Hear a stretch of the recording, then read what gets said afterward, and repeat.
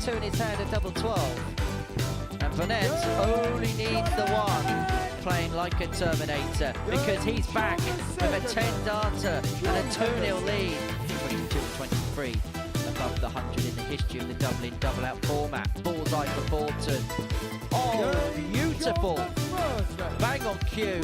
Magical moments. Triple 17. Bullseye. Oh! 36. To a moment. Mean 3 wins from 5 today. It would possibly end Harrison's hopes, and that is a sumptuous way to end the campaign.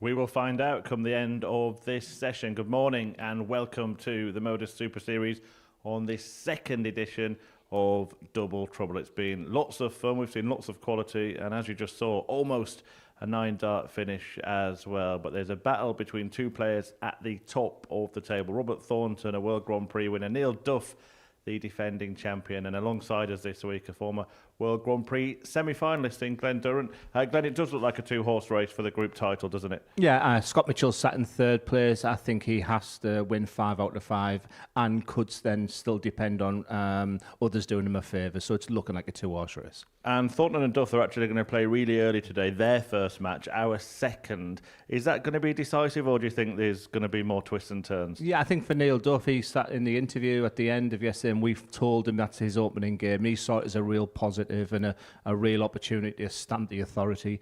Robert Thornton started slowly yesterday. He lost his opening 2 games, but I thought he bounced back terrifically. I think he's been very consistent, but Neil Duff is just beginning to finish very nicely. Just shy of 60% his checkout ratio. When he won Double Trouble 1 last time, that was key to his success. Yeah, Robert Thornton and that beloved tops, it's really important for him. It's what took him to that Grand Prix title in 2015. What have you made of him this week? Because he sat here in the studio. He's been a new man, hasn't he? 9 out of 10. He showed glimpses of the fact he wants to throw his arms about, but he's making a conscious effort to try and keep his emotions in check. Honestly, I've thoroughly enjoyed watching him, because there was the opportunity to maybe write him off because he's not in the form he once was, but it's the format. It's, the format's bringing him the confidence, and he's finding that double 44% on Monday and Tuesday. So he's checking in very quickly, giving himself opportunities. It's whether or not you can see out the games there, but I'm very impressed. Yeah, said he loves the format, but Neil Duff's a player who plays this format quite a lot and won this title the first time around. Have you seen a real sort of defiance and determination in him to defend it? Yeah, I've seen the real ups and downs, and had a little chat with him last night. And I said the only times I've been disappointed is when you've turned your back on Richie Burnett, and when you were getting upset when Robert Thornton was walking past chattering away. Apart from that, at times he's been absolutely perfect. He's had real ups and downs. Consistency could be key today, though. Yeah, those are the top 2 in the table. Nothing between them apart from leg difference, as you can see. Scott Mitchell, as Glenn mentioned, 4 behind, probably looking for a clean sweep today. Do you think it is only Mitchell that could potentially crash the party? Yeah, Andreas Harrison's been disappointing. He might be in 4th place there. John Henderson, we probably know why he sat there, and there was a real glimpse yesterday of the best of John Henderson to come, but the one real disappointment has been Andreas Harrison. I don't think he's really got to grips with the format, and he's not checking in as good as the others, and that's been to his detriment. He has to find an answer. Henderson's a danger for everyone today, isn't he? Like he was yesterday, because he had that record average in this Double Trouble format. And, of course, almost produced what would have been only the 4th 9-dart leg in this format on TV. Yeah, dare I say, he looks a little fresh today, but this was an incredible moment for John. He's played at the World Grand Prix, and he said it was roundabout now he started thinking, and any 9-darter that any player's ever done, the 7th dart is crucial. You can often go low. Now the excitement, this can be a bit of a floor to that dart, but he went sweet as a nut, and when he let go of that bullseye, he thought it was in. Yeah, it would have been remarkable as well. There've only been 4 9-darters in double start. Robert Thornton would have been on stage for 3 of them if that had happened. In fact, there have only been 3, and James Wade's been on the stage for all of them. Some players are just magnets for these things. Yes, it was incredible. Social media highlighted the fact that it was unbelievable that it was against Robert Thornton. It was very nearly one of those Modus Super Series magic moments. Yeah, well, I don't know what the odds are for a 9-darter, but I can tell you the odds for topping this group, and it's Neil Duff, who is evens. They've made him a slight favourite ahead of Robert Thornton. Look, difficult to really see anyone else crashing that party. They're wary of Mitchell, that's for certain. But do you think that's right that Duff is a favourite over Thornton? I think they've got that spot on. I'm still struggling to pick a winner from Duff or Thornton. Mitchell could spoil the party, but he needs to go 5 out of 5. And I think for Scott Mitchell, going into Group B will really suit him playing on a night as well. He's got better. But as I sit here, it looks like it's between them top 2. Right, well, we'll talk more in the commentary box. But the opening match is John Henderson against Andreas Harrison. And after that brilliant 9-dart attempt yesterday and a much better day from John Henderson, Glenn caught up with him this morning. Yeah, good morning, John. It's day 3 of Group A, and day 1 was a bit of a stinker, really, with 5 losses. And we talked yesterday about the problems where you travel, but yesterday we nearly had a very special moment at the Modus Super Series. Can you talk us through that 9-darter? It was, I must admit, I've never had I've played at the Grand Prix many times and never had the opportunity to hit the bull for the 9, so close. I felt that whenever it left my hand, I thought it was in, but no, it was so close. But just to get the 160 and to follow it with the 180, I'm thinking a wee bit of shaking going on here. When the treble went in and the 17s went in, I'm thinking, oh, here we go. But no. Was it that 7th dart, John, that you started thinking about it? I think once the 180 goes in, you think, right, just get the first treble. Then the treble 17 just comes natural, and then the bull was a bit nerve-wracking. But I'm a bit cheesed off I didn't get it, but it was close. Yeah, the bigger picture is Group A looks like it's done and dusted for you. Was there a point yesterday when you start planning your attack for a potential Group B, Group C, or are you someone who just doesn't really care what group you're going to end up in? No, it doesn't really care. Obviously, everybody likes to have that 2 days off, but obviously Group A is away from me now. Obviously, the first day was a bit, as you say, was a bit of a stinker, travel issues, but we got over that. Yesterday was a better day, felt fresh and started off very well. Winning my first couple of games, playing well, 100 plus averages, so the game's there. But no, I'll just take the day as it comes. I'll just play every game, one game at a time. If I win them all 5, then so be it. I'll be in Group B, but no, I'll just take one game at a time and hopefully I just play well. It's always a pleasure, John. The very best of luck today. Cheers, Glenn. Thank you. Cheers, Paul. Yeah, here we go. Henderson, Harrison, the opening match of Wednesday. And neither in contention at the top of the table, but an opportunity for, either player really to maybe gatecrash Group B. You would have expected these two to be at the top of the table. Let's not forget they were the favourite and second favourite to win this week before a dart was thrown. But I can see, particularly in John Henderson, a way through the back door and getting in for a secondary group. But you mentioned, Glenn, that Andreas Harrison's been disappointing this week. Do you want to elaborate on that? Yeah, because he's such a good player. I think I made a statement on Monday, despite the fact that all the legends are in this Group A. For me, the best player right now is Andreas Harrison. But chatting with him on Monday morning, he doesn't give an awful lot away at the best of times. But he's not used to playing the format of double start, hasn't prepared any differently for the double start. And I've often seen a lot of head shaking from him. So we look at our fantastic referee, Owen Binks. But it's going to be a fascinating day today. And like I said, that game 2 stands out. But this potentially could be a Group C game. So it's 1-1 in the head-to-head already. So what Andreas Harrison are we going to get? No score.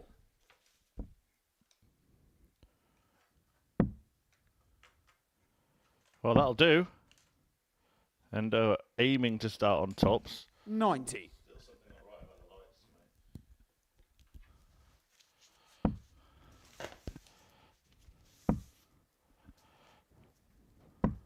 No score.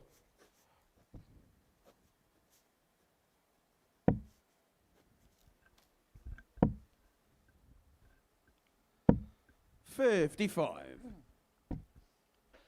Yeah, we talked an awful lot yesterday about players who've got off quickly and then basically getting a free attempt. And just the score of 55 there for John Henderson brings Andreas back into it, gives him an opportunity, and he takes it very nicely. 78.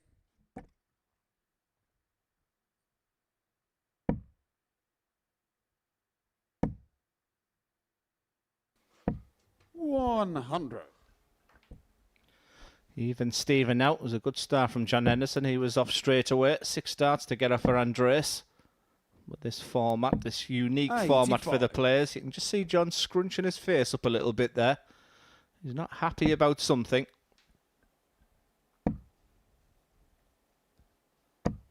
$83.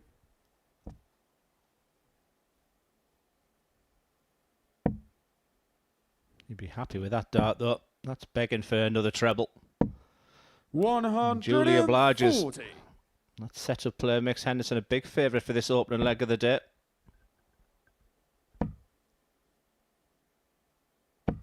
$83. John required 53. So it'll be the big number 13 for double top. 43. It was a marked improvement in checking out yesterday. His stats went to a very acceptable, so he'd be disappointed to give this man an opportunity. This time he wants the big 18 for double top himself. 75. John require 10. Well, he started the leg on double 5, John Henderson. No score. But he can't finish it on that target. And required Harrison, 40. after a stuttering, stumbling start,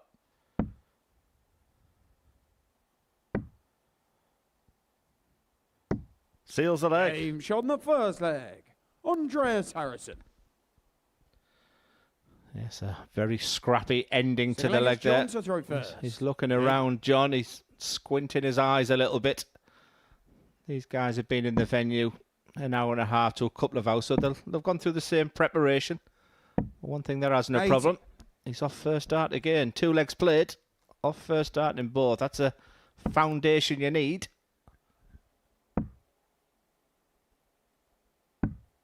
36.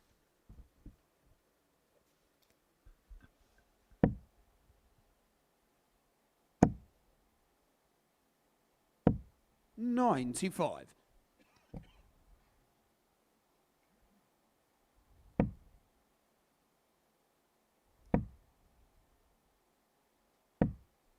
$45. Another chance for Big Hendo. 100 ahead plus these. Just beginning to find his range. 95. He'll be disappointed to lose that opening leg. He had total control of it. But looking good to levelling up. 140.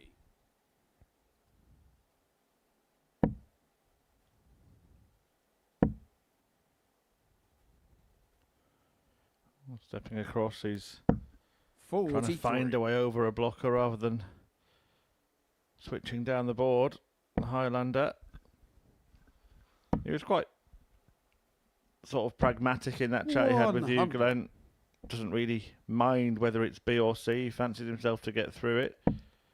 Would be Devon Peterson, Mason Whitlock and Ted Everts awaiting in that group. A few dangerous players, and obviously he's going to take 2 of these with him, so it's not going to be easy, is it, in any group? No, I think without being disrespectful to those players, we feel like Devon's a little bit in transition with his game. Mason Whitlock is still Johnny require 88. on the up right now. Ted Everts has had a few issues. So maybe that Group C might be good, even with darts like that. On the second leg. John Henderson would have no problem in that Group C campaign. It was a disappointing start to Monday. It was Third leg, it's Andreas well to throw documented. He had first. travel Raymond. issues getting here, and preparation is key.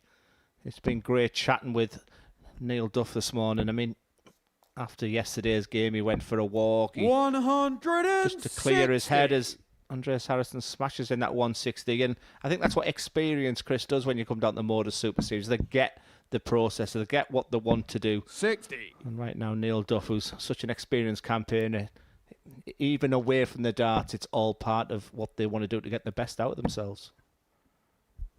Yeah, absolutely. 91. There are not many more experienced campaigners in terms of Super Series darts than Andreas Harrison. Of course, a former series winner, we can say former now, because he 140. lost that title defence. It was handed over on Saturday night to Marvin van Velzen. Remember the name? MVV. 66.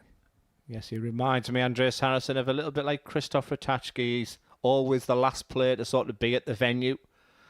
I remember playing Christoph Ratajski at the European Championships once, and I literally thought he wasn't turning up. And he rocked up about 45 minutes before. Nintendo smashes a 180 and had about 110 average. So they're all different. They all prepare in their own way. 100. John, you require 121. 1-2-1. Minute to go. Harrison's on a makeable finish. It is in. So 11 segment for a poke at the ball. 96. Andreas, you require 84. Couldn't get much closer. We did talk an awful lot how good Andreas Harrison is this type of finish. It's double 18. He's just so good at that pop finish. Andreas Harrison. Much better from the Super Swede. Fourth leg against John to throw first. Game on.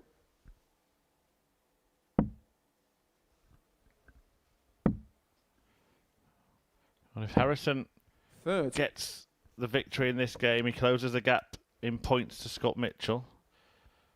Richie Burnett can do the same by beating Scott in game 3, but before that we're going to have a battle between 80. the top two, Robert Thornton against Neil Duff, both on 14 points.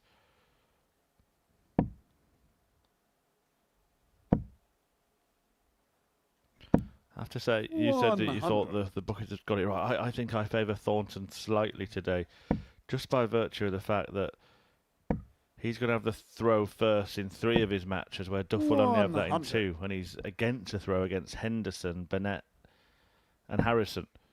Yeah, interesting. I was speaking with Scott Mitchell on Monday, and he feels, and the other players feel, having the darts, even in this short format, doesn't make an awful lot of difference. If it was a best of 5 straight off, you'd want to throw first. 65. You know, personally, if you could, there's been so many games that have gone 2-2. If you've got the dart in that sudden death leg, you've got a big opportunity. It's a bit like a penalty shootout, isn't it? If you get in with your first visit, then 55. Massive advantage, loads of pressure on the opponent. But if you don't, and they do, then suddenly all the pressure's on you. That's the beauty of this format. We do hope you're enjoying it. Do let us know in the chat on YouTube or any of our social media platforms if you want to see Double Trouble return in 2025. 85. Yes, it could be a case of a three-peat for Neil Duff. He's the winner of Double Trouble 1. Desperate again to win it this time. 140. And he's up next in that blockbuster top of the table clash. Could be sooner rather than later. Andreas Harrison left on 73. Will he be back? Yes, he will. 91. Good leave by Hendo, but will he be leaving the stage empty-handed? Harrison's been fine on these combination finishers, and he gets another one for a 3-1 win. Andreas Harrison. Henderson beaten by Harrison in the morning's opening match. The beard to be feared is a man to be revered. He played some good stuff in that game. 82.46, actually the lower average of the two, but Henderson missing 6 starts at the double at the end of legs there. Harrison 50% strike rate in that department. Really good stuff from him. But it's all about the next game today, because whoever wins it will be in pole position to win the group and make it through to finals night. It's Robert Thornton against Neil Duff next.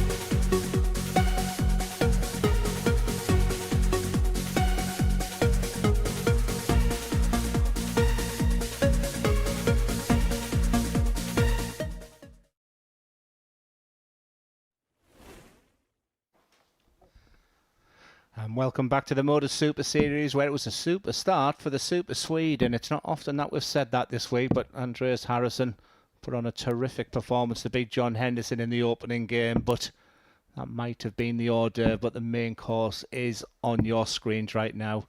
It's top against second, both on the same amount of points as well. And Neil Duff in your picture is the double trouble reigning champion. Been very vocal about he wants to defend the title as well. Really pleased with the way he played yesterday. But fair play to that man in your picture, Robert Thornton. An absolute legend of the game. He loves this format of double starter. Former World Grand Prix champion. Has had 9 darters in this format as well. And he lost his opening 2 games yesterday.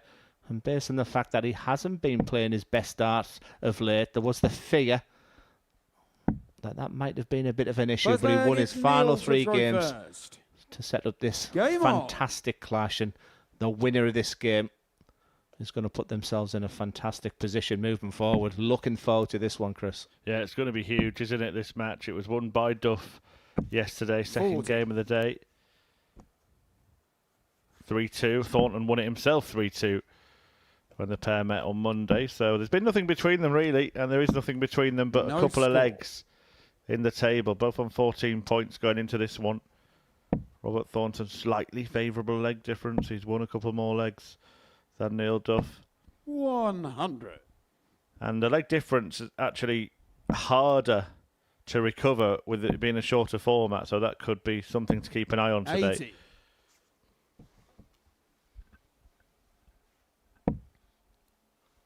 Yeah, it's been great getting to know the players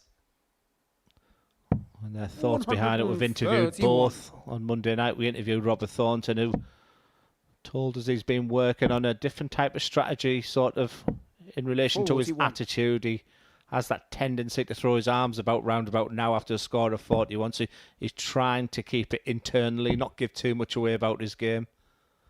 Whereas Neil, what's fascinated me with Neil, chatting with him as well, as maybe what he's doing away from the hockey when he's not here. Like I say, he's been going for walks. He's just doing things, not just to lay in your bed and be lazy. And he's only 90 points away here from the opener one. Double 18 for a fine start. 54. Oh, he's unlucky there. Probably had to just go a little bit lower on the target. Sort of low and right. He aimed for the dart, clattered into it and couldn't find the double. But he's got a clear sight this time. Again, he's got that dart just leaning over it. His darts do just have that little left lean and it can block a target. You can see there. But the second dart was the perfect marker. Yeah, I liked everything about those misses. If you're going to miss big on double 18, just go above that, Trevor. I used to create 2 doubles in my mind. So the double like you see there, one just above it. If I was going to miss 62, exactly where Duff, and as Chris alluded to, they use that dart. Thornton's off. Yeah, Duff needs this double. Doesn't matter how you get off. No score. Double 1 was the one that did it for the Thorn. Duff denied, and Thornton can now start to stretch his legs in leg 2. 123.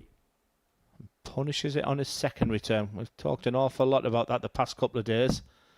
Like I say, it always feels like a free attempt. No score. No score yet for Duff. At what point do we talk about the whitewash, 60. the brush, the wooden spoon? No need to talk about it because Duff activates 60. his leg. Yeah, 7 darts to get off for Neil Duff. So very much in the hands of this man, and he's finding the trebles as well. I was asked the question before a dart was thrown today. 83. I've been so impressed with Robert Thornton. It shouldn't be a shock to anybody. He knows how to get to a semi-final at Saturday night here at the Modus Super Series. He loves the format. 45. But there was that question of how his form is, and I think he's proven to himself and others that he's in tip-top shape. Yeah, the doubling in from Robert Thornton has been different class, hasn't it? 44% before today. Better than anybody else. 60. Robert, you require 40. And this is the double that's been so kind to him. And that's the Game reason on the why. second leg. Level game. Robert Thornton. Third leg, it's Neil to throw first. Game on. And because he's been doubling in so well and scoring so well, I'm just looking at the stats for the week. He's actually had, coming into today, twice 60. as many darts at doubles to win legs than Richie Burnett, who'd only had 22. Thornton's had 44. No score. Yeah, it's the same pattern this game. If you've got the dart, something that we talked about in the last game where you said Robert Thornton's got the darts 3 matches to Neil's 2 today. Well, maybe the most crucial time to have the 121. darts is when they're playing each other, and Neil Duff on his throat has taken a big advantage, but Thornton's off, and with that treble 120. brings him back into this leg.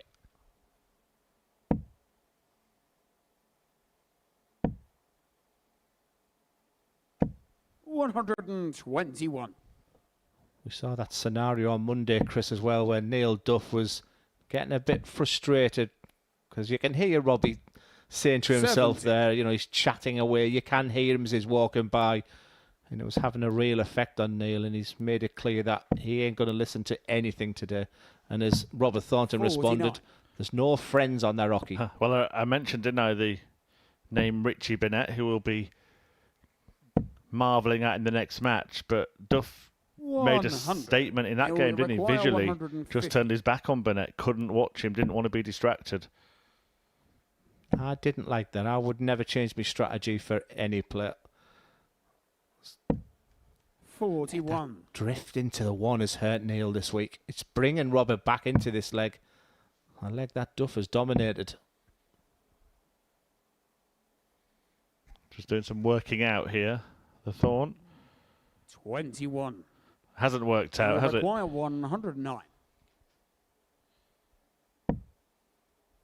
Music to the ears of Duff. You could visually see it lifted him as he looks at tops.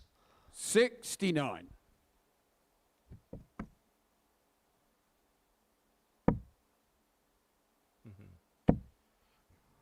Well, this can't be 120. described as too little, but it is maybe Neil, you too late require for Robert 40. Thornton.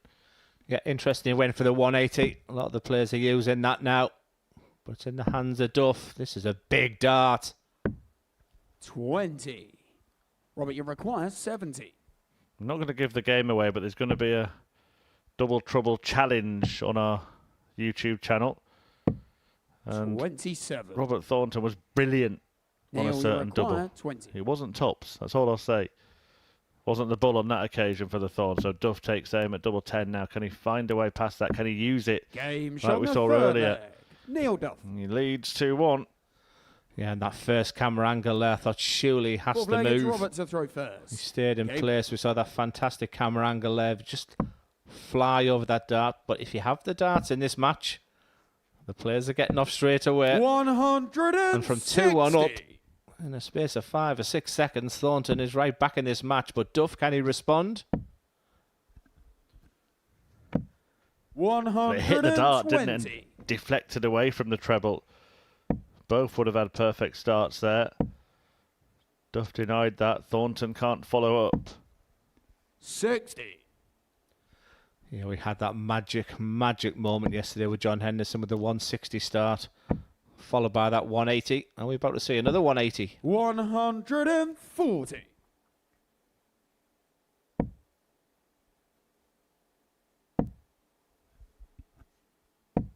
$83.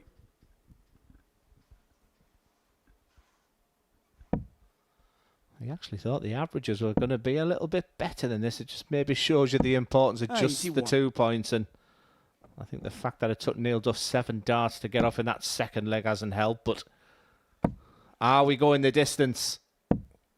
125. Not so sure about the last dart Neil there. require 160. Well, it was Thornton who started with a 160. Duff won't end with a 160. It's 44. interesting, Robert, isn't it? require You start on a 73. double and then go treble, treble. He wanted to go treble, treble and finish on a double. But Thornton here wants double 8. No problem. Game shot on the fourth leg. 2-2. And Robert every Thornton. single one of their 3 meetings in this group has gone to a last Fifth leg and final decider. leg, it's Neil to throw first. And I go back to Game that on. conversation. about having the darts. I think it's really important. And when you have the darts in this match between these two, you win the leg. 105. Fine start once again from Neil Duff. What a response. What a player. 80.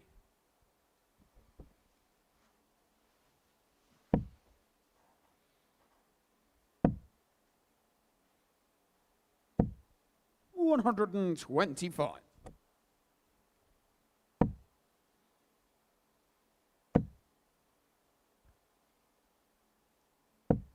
$100. A lot of the players would start the 19s on 2-7-1, but the fact that you're in front by 50 points, this is sensible play. Just one treble. It is, but 100. percentage-wise, you're right. However, Thornton can do this in 2 visits. Not now. 100. Evenly matched, finely balanced. Coming to the conclusion, Duff is still finding that treble. Treble 17 will be the shot. Treble 17 has been hit. What a way to deal with a final leg decider. 140. Neil, you require 40.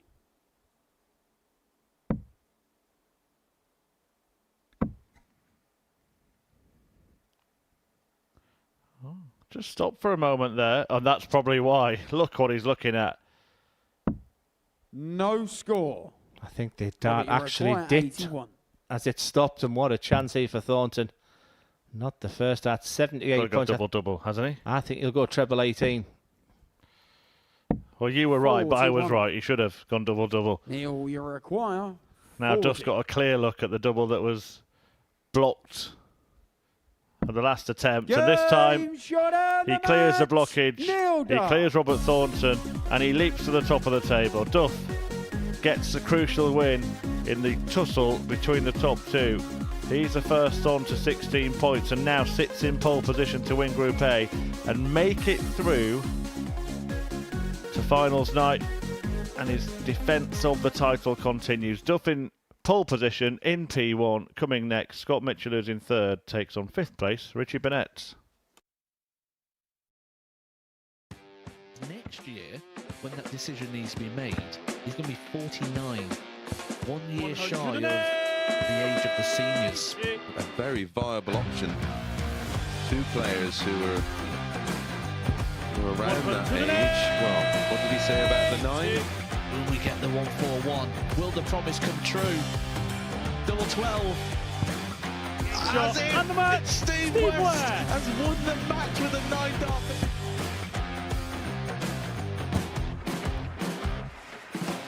Harrison has kicked off the last leg in perfect style. It's everything, really. Oh, he's timing this well again. 180. With a 9-darter, treble 19.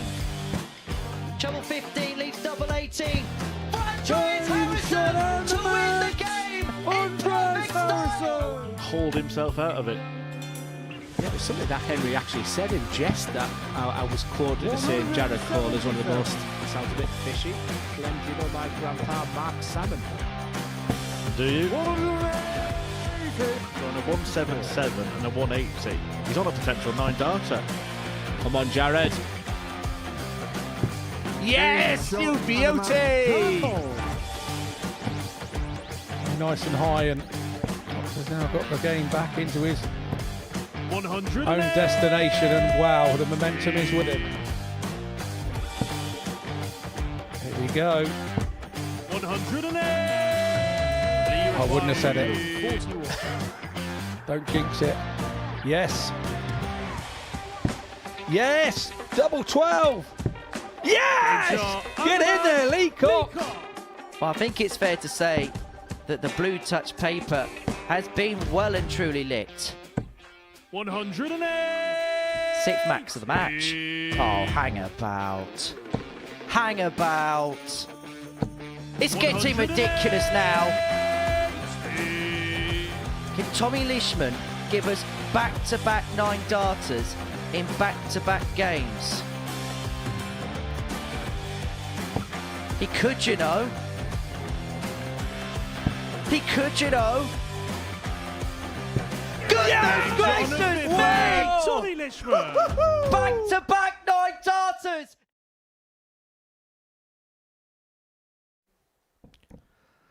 And welcome back to the Modus Super Series, where it's advantage Neil Duff. Game 2 was always going to be a big game. Overnight, the two top players, Robert Thornton and Neil Duff, and it went the distance for the third time this week. There's nothing to separate them. It just went with the throw, and Neil Duff just kept his bottle to hit that double top. He will be delighted with that win. Third place is the man taking his darts out, Scott Mitchell. Again, before a dart was thrown today, we felt he had to win all 5 games. I've enjoyed watching Scott this week. Somebody who's openly admits double start is new to him. It's not a game he's been brought up on. I just think he's getting better as the week goes on. He's looking good. If he doesn't top Group A to get to Group B, he fancies his chances of when playing on a night against, well, what can you say about Richie Burnett? He's been fascinating to watch.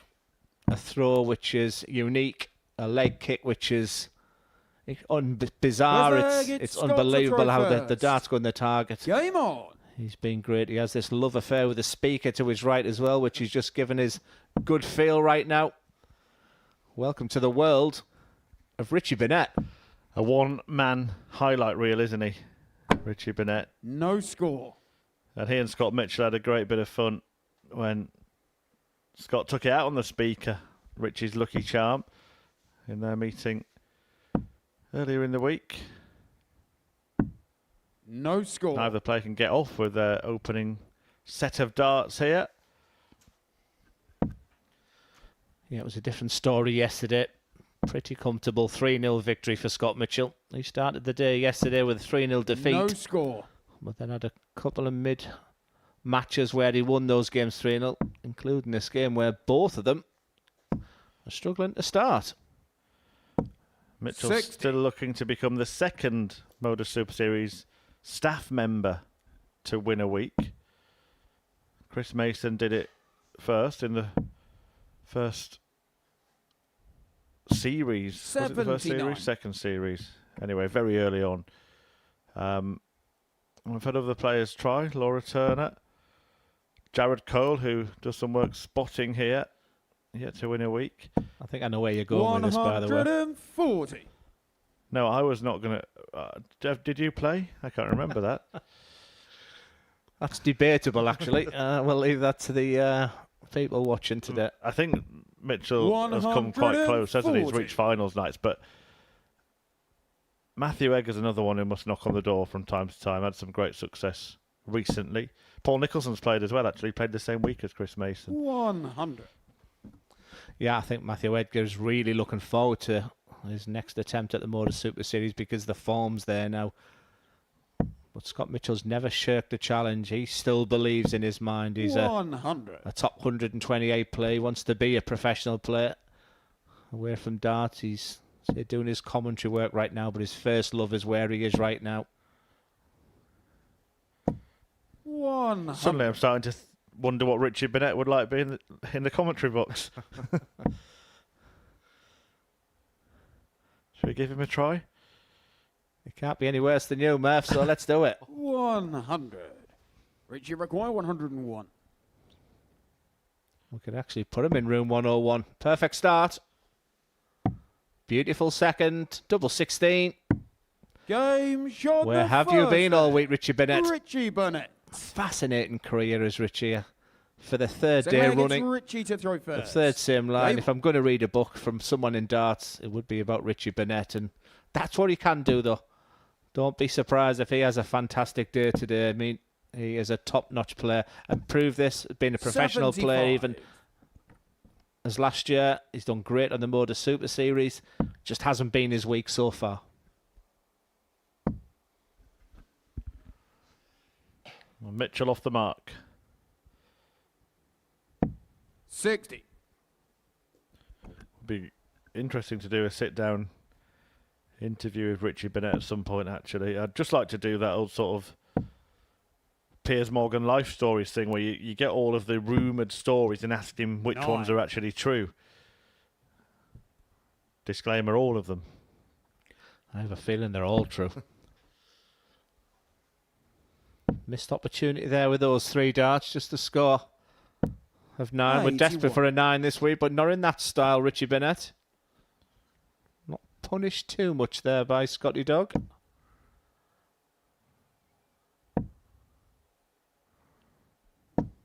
$100. There is a more serious side to why we get that erratic movement from Richie Burnett. He's got sciatica in one of his legs really badly, actually. So when you see him sort of really planted on one leg, all the weight is on that front leg, and the other one just is out of control, isn't it? It sort of becomes really stiff, that front leg, and it's why we've seen a couple of times him almost fall over, but refuse to fall over because that leg just won't give way. Yeah, there's many a pundit out there will tell you in the mid-90s Richie Burnett was the best player in the world, and I include Phil Taylor in that statement. There's many people who know the game well and the way this man was playing. But what's that line he said to you? He made 2 fortune and spent 3. Yeah. Hopefully he doesn't stay there. 57 points left. 171. Well, that'll do, Richie. 160. Double 3 left. Oh, you can't see his reaction for Scott Mitchell's head. But you can see he was reacting somehow. 100. Having learned that he'd left himself on double 3. 6.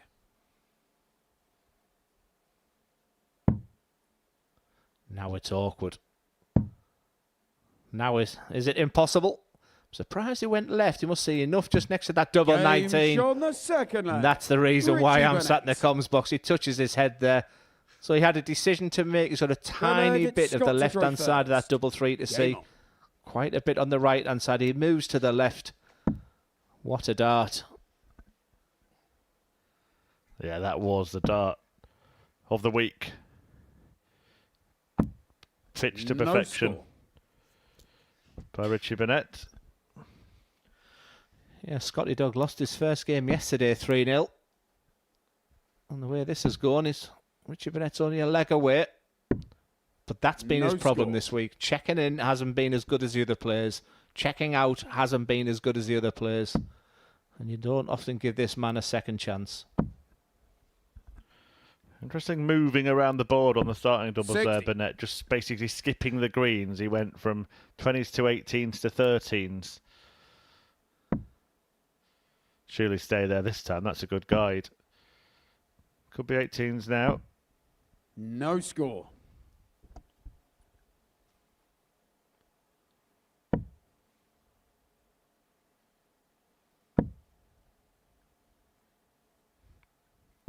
$137. Isn't it remarkable that Richie's last successful dart was that severely blocked double 3? Finally hits an open bed. 120. But the beauty of this format is, especially when you're a tops player as well, you've already got your line with the double top, and that transition down to the treble. You'll often hear the score of 120 or 160 for these tops players. And the fact that Mitchell's gone dry, a little 140 here from Burnett, and all's looking rosy again. Not to beat. It's interesting. We haven't really discussed it that much, but it is interesting that all of the players in this group have gone for tops as a starting double. 81. I know you were a double 16 man and did that in this format, and it will be equally interesting to see if the other players later in the week carry on that trend or whether they've got their own ideas. 123. Yeah, I think with John Henderson missing the 9 yesterday, it makes sense to start on double tops or even double 17, as you proved to me. Something that Connor Scutt was doing. 140. Scott, you require 121. Mitchell to get into the match, and these games can change quickly.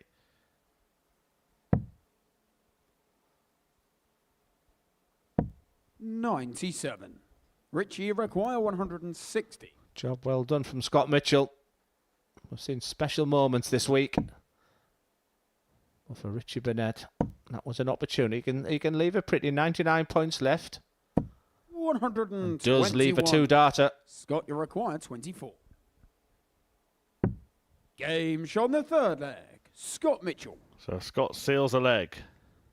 Is it going to be consolation or something Richie more? To throw first. Game on.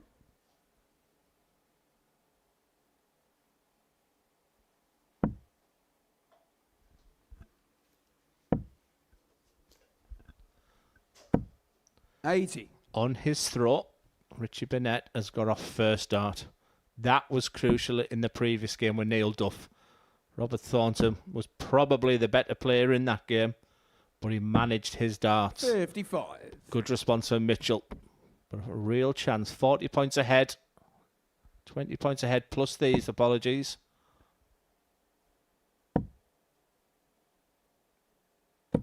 $60. Just a reminder of what's coming next. John Henderson taking on Neil Duff, who's looking to open up a 4-point gap at the top of the table before Thornton plays Mitchell. Thornton's the man who's trying to catch him. In between those two games, Burnett will be back to meet Andreas Harrison, who got off to a very good start, a 3-1 win against John Henderson in the opener today. Yeah, Scott Mitchell will be happy when he looks at those two. Richie Burnett has put himself in winning positions the past 2 days and hasn't seen the game out. There was that incredible game at the end where he dominated Neil Duff, but we called it in the comms. We just did not fancy Burnett to see out that leg. He was fidgety. He suddenly started hitting big ones and fives, as if he'd seen that winning post a little bit too early. And Duff, when he had one dart at the double, hit it. Is there going to be a very similar pattern in this match? 81.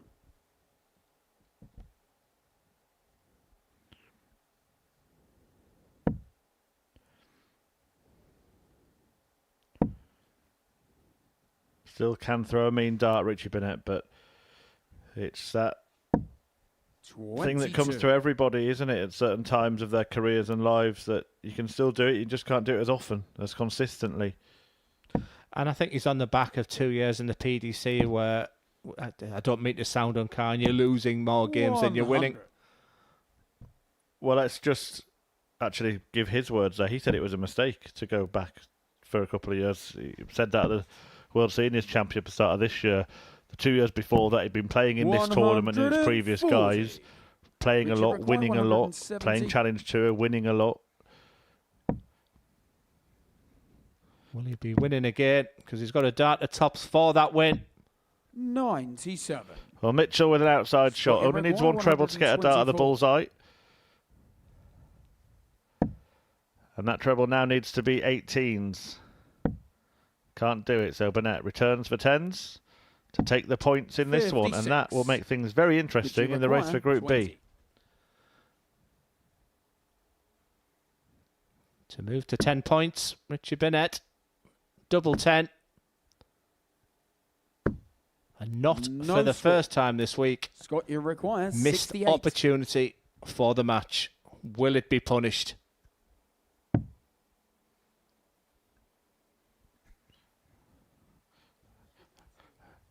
It's a sensible route from Mitchell, but he doesn't seem to know what he's got left.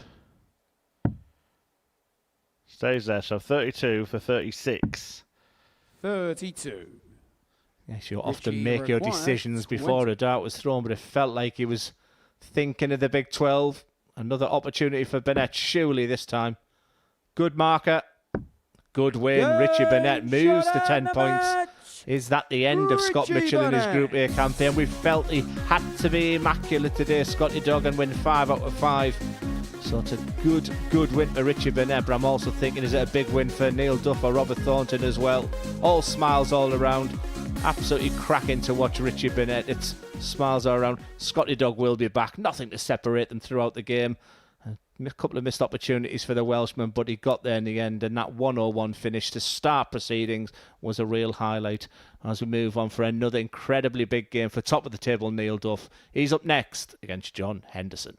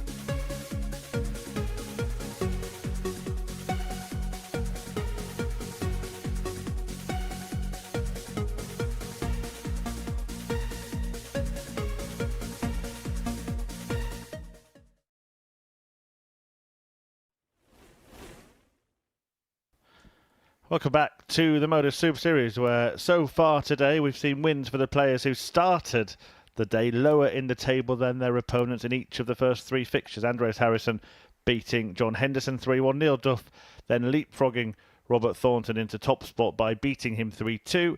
And Richie Burnett going level with Scott Mitchell on 10 points after that 3-1 win. It means that Duff has a lead over Thornton of 2 points, but can stretch that to 4 in the next match. Andreas Harrison, Scott Mitchell and Richie Burnett all embroiled in a battle for Group B on 10 points apiece. John Henderson cut adrift after that slow start on Monday. He's got 6 points so far, but he's back in action next.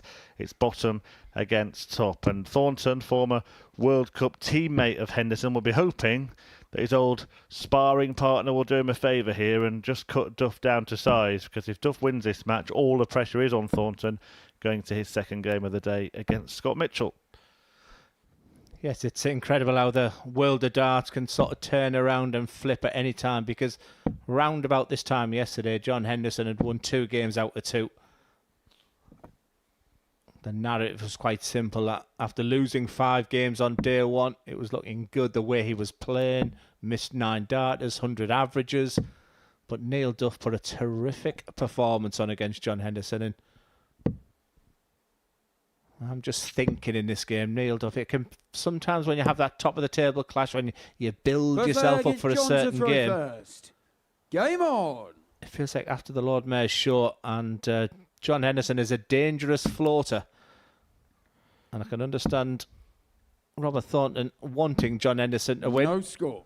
And he'll have a big opportunity, big task here for Neil Duff. Yeah, but it was interesting what Duff said to us in the studio at the end of yesterday's session. 100. He kicks off in a similar fashion to the way he approached this match, and that's the point I was going to make. Henderson had the record average at double trouble, and Duff then knew he needed to produce something similar 60. himself, and did when he met the Highlander.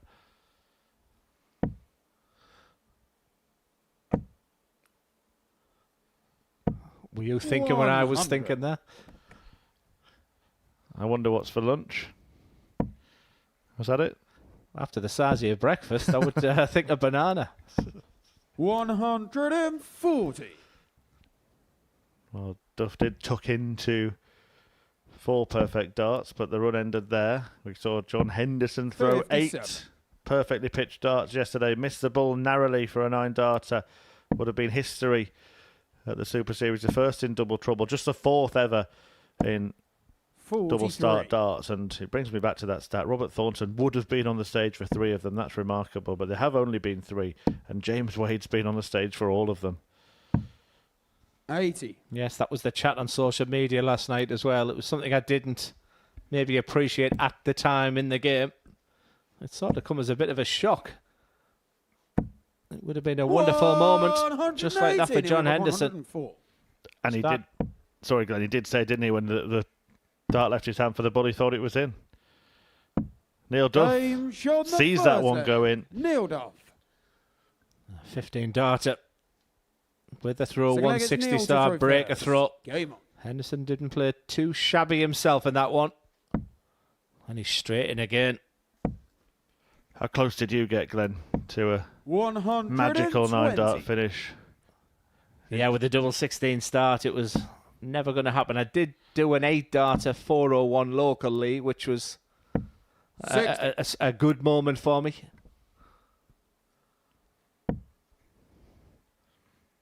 Of course, famously, part of a pairs 9-darter, weren't you? 2 out of the 3 visits.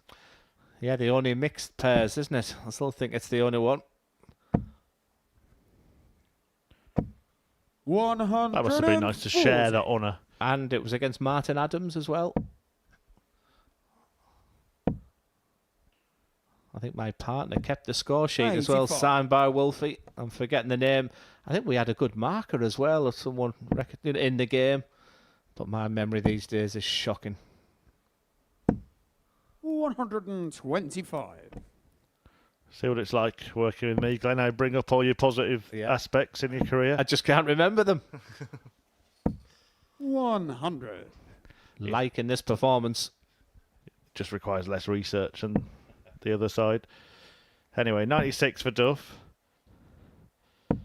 And 45. as Glenn alluded to there, really polished performance. Really has set his sights on showing John Henderson who's boss the last couple of days. And at the moment, it's the Duff man. Neil Duff. Third leg, it's John to throw first. Game. And that just confirms the performance that Neil Duff is putting in this game. A 15 darter followed by a 14 darter. Remember, 65. my opening line was, maybe I fancied John Henderson this game because you build yourself up to a massive opening game. But I tell you what, this is super impressive. And after 3 legs of darts, Neil Duff has failed to get off with his first dart just the once.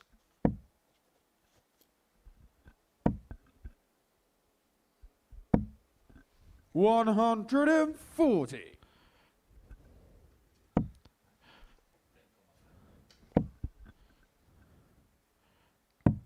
$61. Henderson hitting back a little here.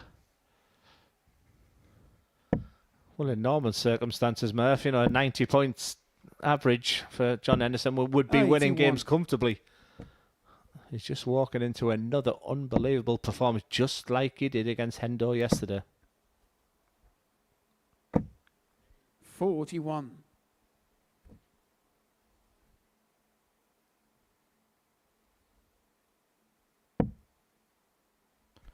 I was just starting to get into the swing of things, but has blocked himself a bit there.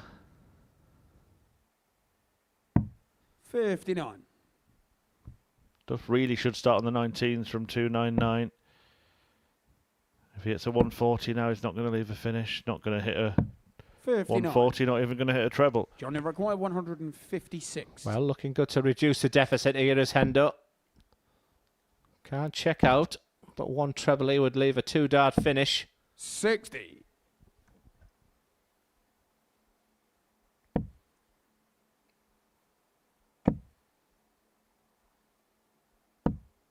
$81.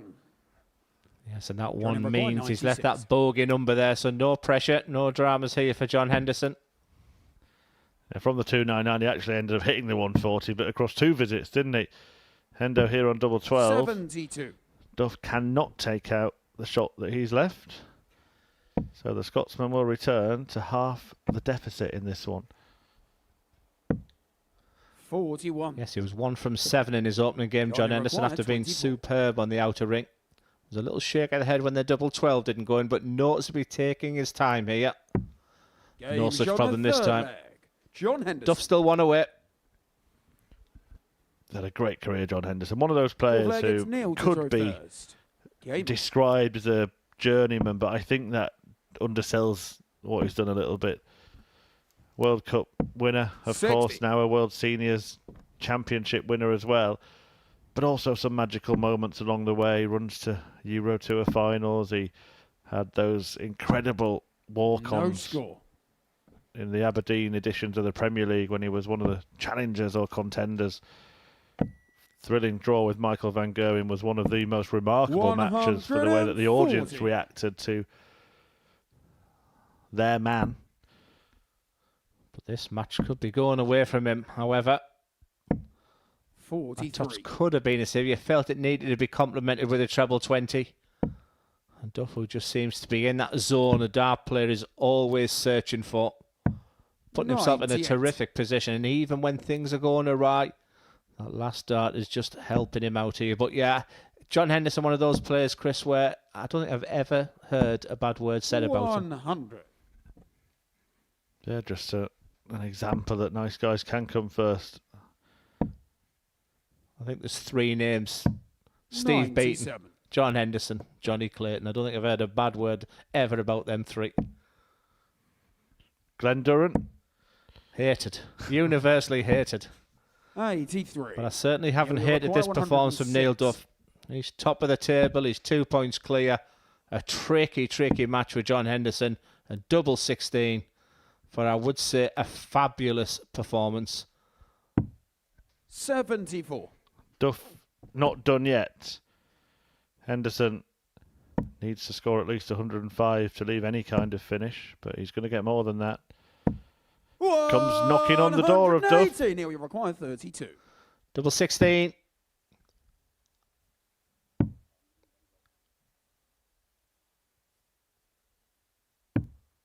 16. Another Require twist. 95.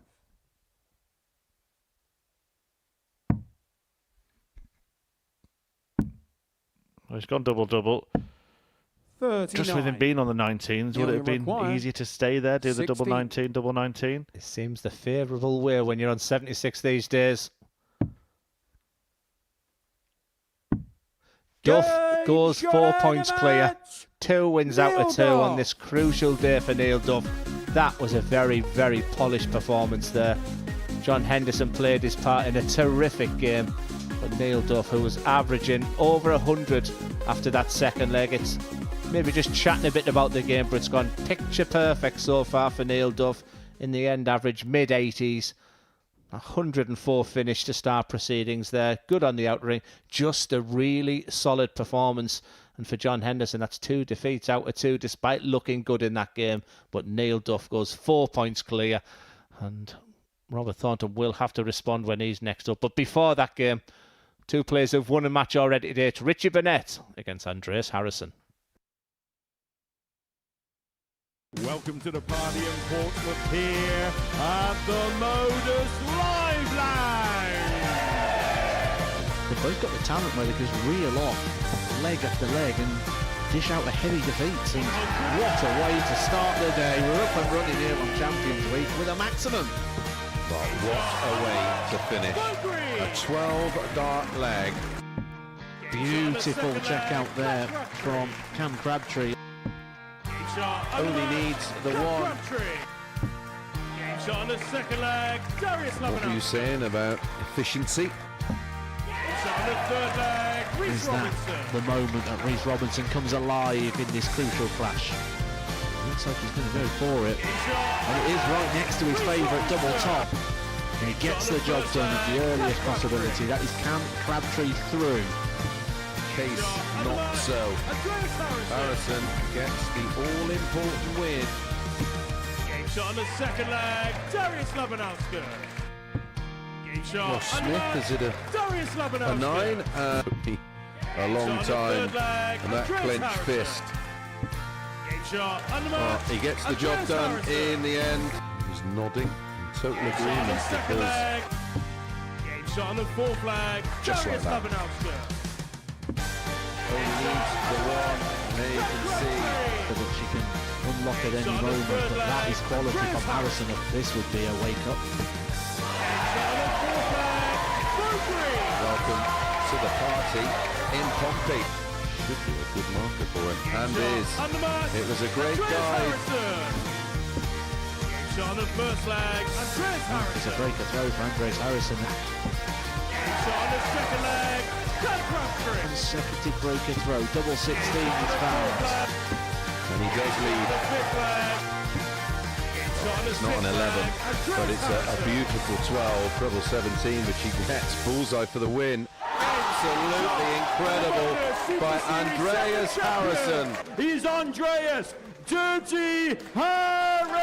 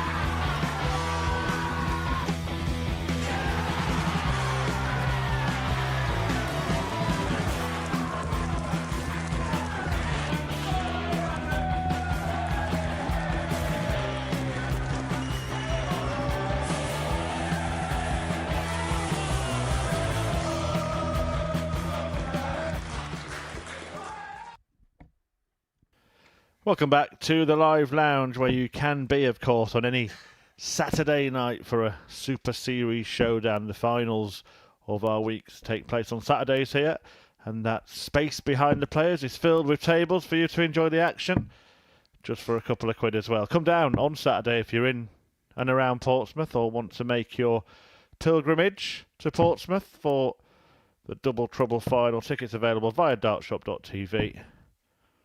And you might get to see either or both of these players on the stage. Richie Burnett taking on Andreas Harrison in the 5th of our 15 games this morning. Yeah, good start from both today. So the motivation's clear. 2 wins out of 2 for one of these players.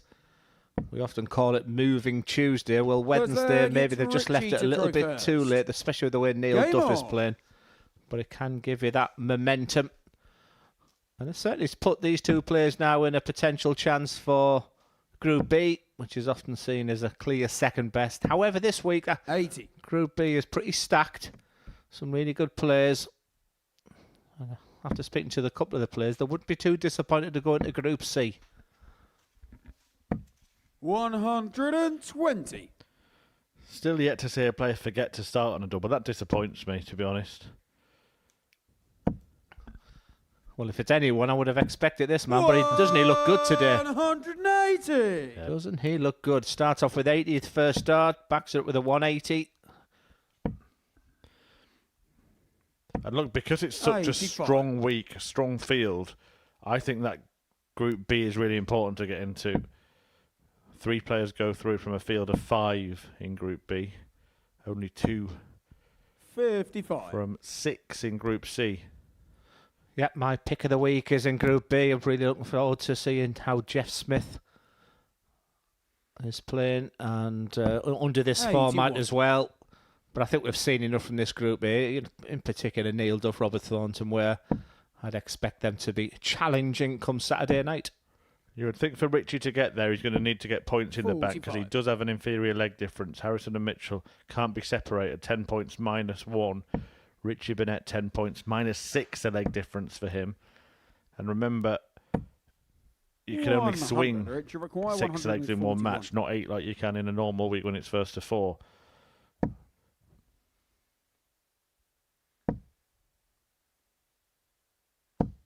Andreas, you require 150. Yeah, dare I say, the Hong Kong Fooey has not been as bad as the past 2 days. Treble 20 needed for Harrison.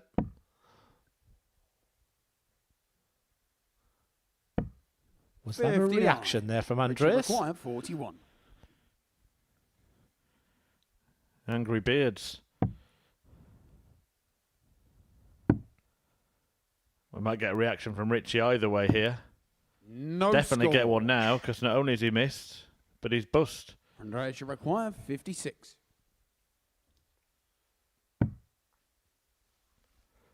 Tops the target. Double 10 the target. 46. Burnett back for the 41 that he Which you left. require 41. Did not expect that from Andreas. I think he's, despite the fact he's not at his best this week, under those such circumstances, normally so lethal.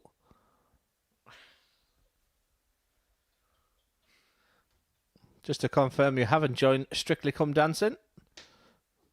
It is the Modus Super Series here, but Richard Burnett is on 9. the hockey and anything can happen.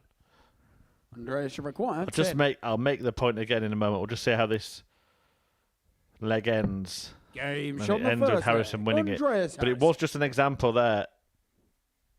That issue he's got in his leg. Second leg gets this Andreas to throw sciatica. first. Game. He can't really control it. I'm sure if he could, that wouldn't happen. All the weight, on that rigid front leg where he stands, and when he throws his last dart, ready to walk, just everything goes. 105. Can we at some point see side started in? 96. Yeah, one stat for Richie Burnett is every time it's been his dart today, he's got off first dart. But it is this incredibly unique throw And I think 60. also that Strictly Come Dancing comment, I also think he thought that double 16 was in as well. But that's elegant. Look how tall he is. Very, very Barney-esque. I often talk about players with that full extension of the arm. Andreas doesn't necessarily do that very much. But this one, please don't ask me to try. And I mean, he hasn't Hong Kong Fooey yet, so it actually looks pretty normal. 60.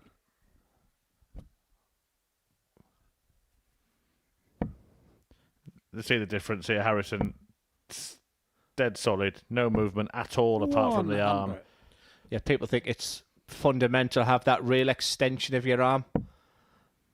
It's the last one where he normally goes.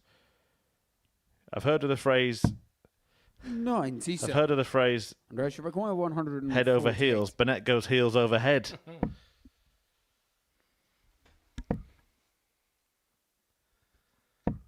$60.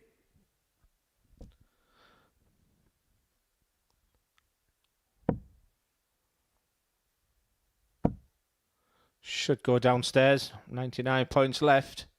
100. He even puts a flake in it as well because he's left a two-darter.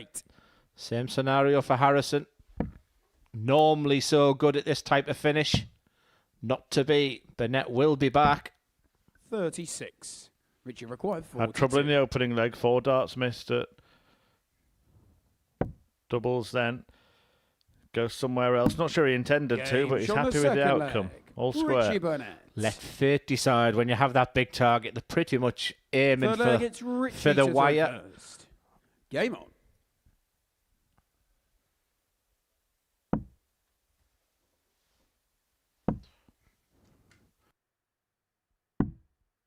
$8.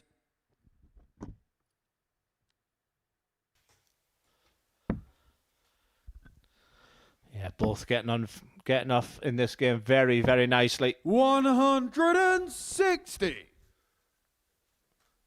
Andreas Harrison just one missed dart at a double to get off. And Richie Burnett just 2 in this game. So feels more like a standard match. 100.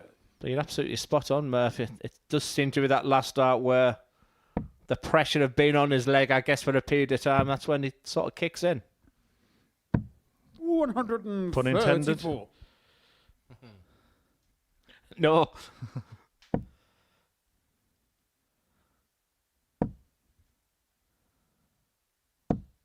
Only a little side swipe there from Burnett. As much as we're focused on that, but just have a look at that follow through there of Andreas. 91.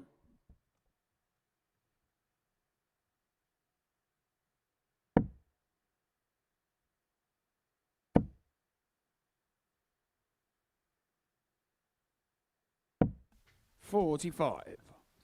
Andreas should require 160. Well, the first 2 legs were breaker throws. And this is looking like it's going to go the same way.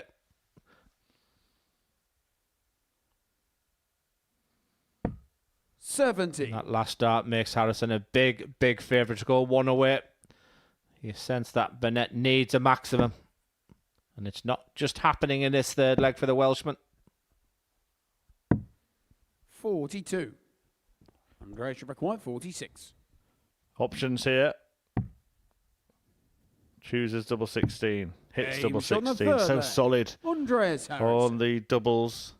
As Burnett goes back to his magic Fourth lamp. leg, it's Andreas to throw Hoping the first. genie will appear to grant some wishes. Game on.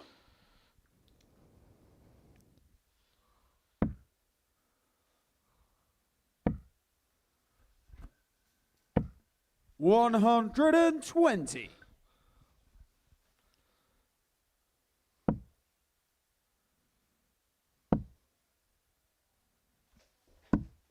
$36.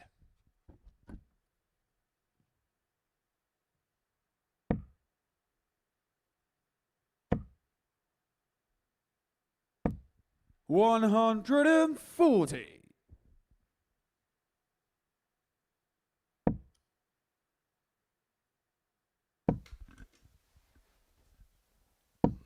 $100.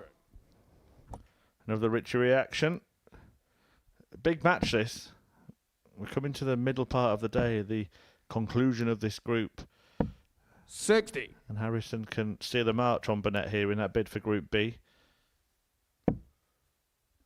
Yeah, I think it's also a testament of how good Harrison is these days. He's played his C- game this week.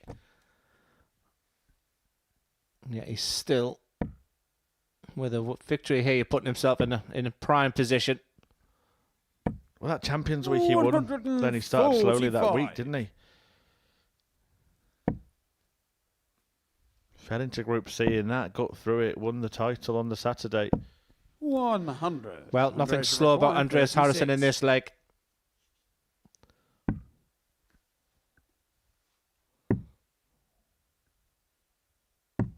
In fact, it was a superb performance in the end for the Super Swede. That was excellent. Richie Burnett, who won his opening game, was looking good early doors.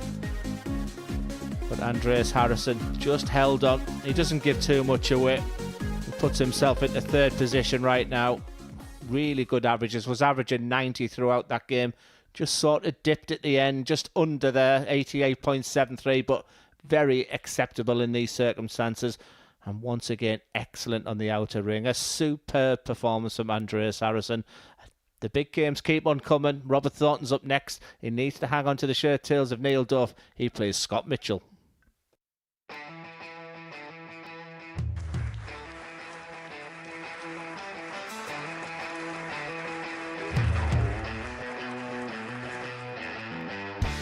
Hang on a minute. Wow! Oh my God! Well, that's 100 quid down the drain already. Itching to hit the 180. He's gone for the maximum.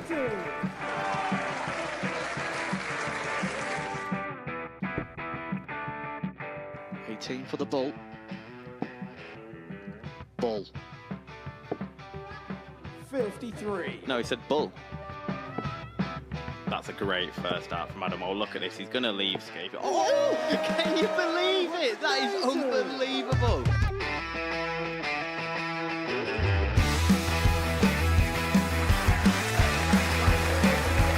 The match starts to put his team into the final.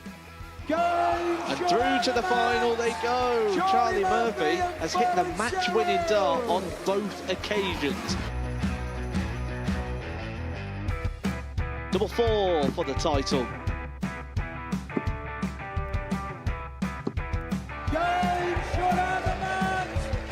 Please show your appreciation for the winner of the Influencer Pairs event, George Scaife and Adam Lipscomb.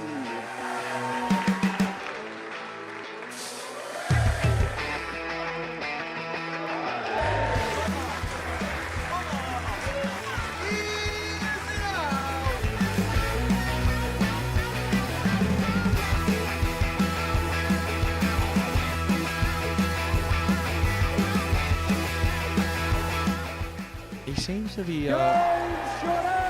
to be out. That's what he is. Charlie Murphy. A couple more visits yet. We're not going to need that. Bosh. Pie face is through. And he's absolutely buzzing. It was a game that Pie face dominated throughout.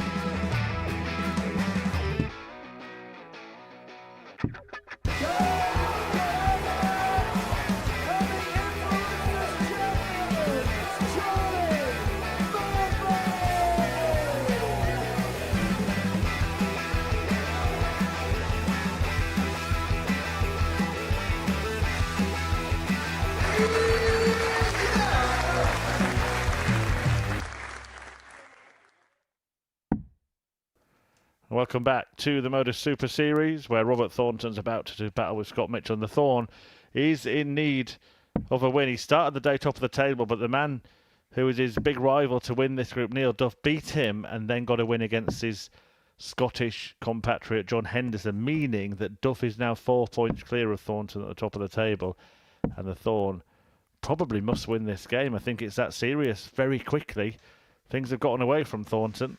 If he loses this match, he could find himself 6 points behind Duff before he plays again, with only 6 to play for, and it'd be totally out of his hands.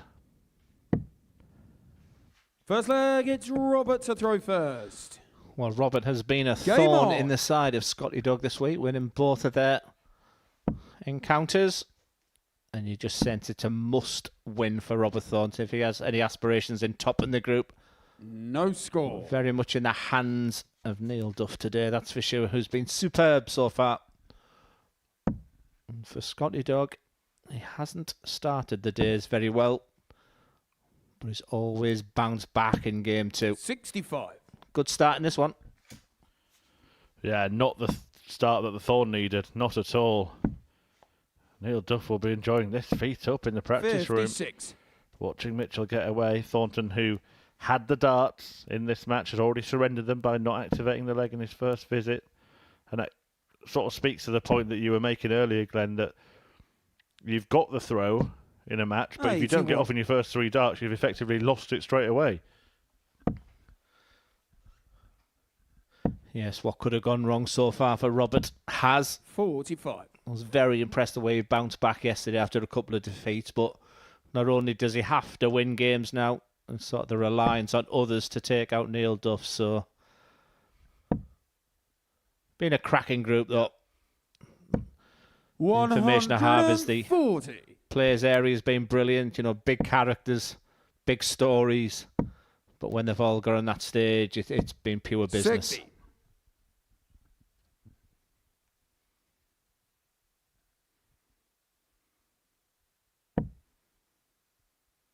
Perfectly pitched first start from Scott Mitchell.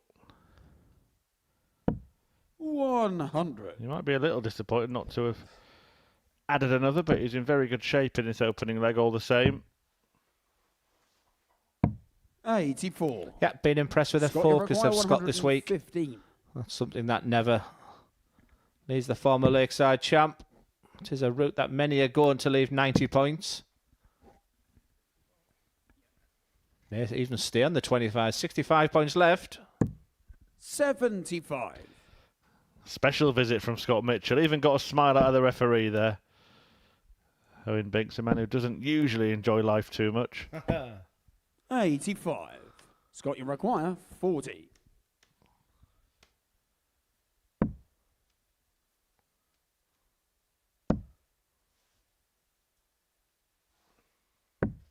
Game shot on the first leg. Scott Mitchell. Gets there in the end. Second leg, it's Scott to Nice throw solid first. 18 dart to break a throw. Things going badly wrong for Robert Thornton.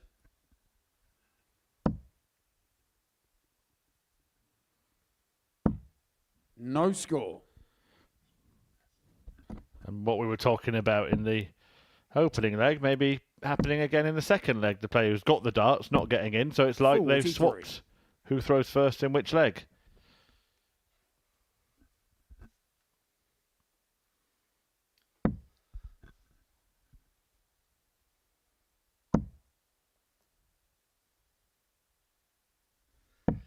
$100.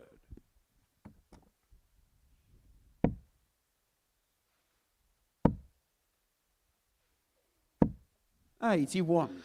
Yes, Scotty Dog's synonymous with the colour pink. He's had various shirts over the years. And even a little bit of merchandise as well. He sort of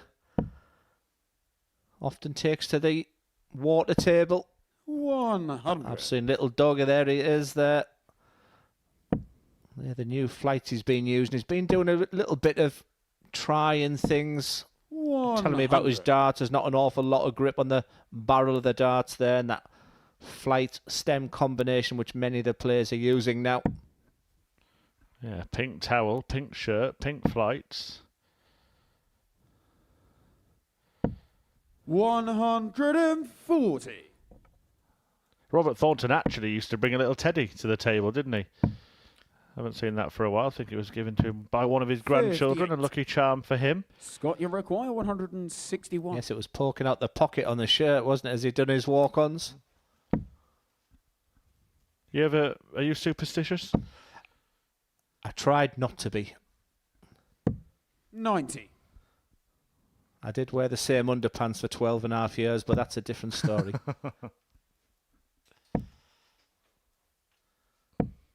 59. Richie Burnett doesn't Scott, you bring his require own 71.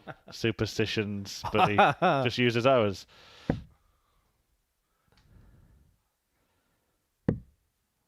Too good this time on the 25. But still looking very, 63. very good. Robbie, you require 160. Been a difficult day, disappointing day for Robert Thornton so far. Needed a little bit of magic.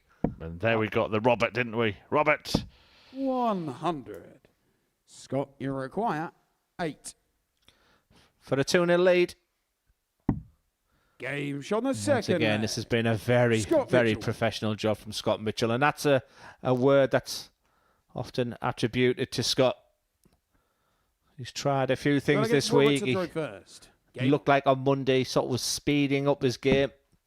So I think he's learnt an awful lot about whatever the rest of the week brings for him. 115.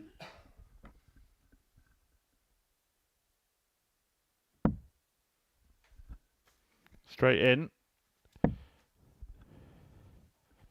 And is the writing on the wall now for Robert Thornton? Not just in this match, but in this group? Oh, it's a must-win for me. And say Neil Duff doesn't look like he's going to drop points. Neil Duff does have Scott Mitchell, so that's, you know, the big games keep on coming for his next one. But if Robert Thornton can't get over the line in this one, could be a long day. Then all of a sudden you start looking over your shoulder because there's people like Andreas Harrison who's just beginning to play nicely. We've seen good stuff from Richie Burnett. And a win here for Scott Mitchell. And there you can see the league table there. Looking good for Duff. Yeah, it would also put Mitchell on 12 points alongside Harrison, so it's a big win for him as well, isn't it? Because that battle for B would gather pace.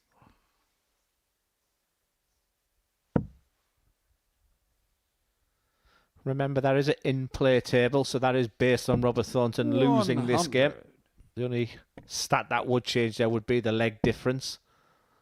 But I do like that table coming up throughout on Wednesday just to keep it updated. 180. Don't write off the thorn just yet, Glenn.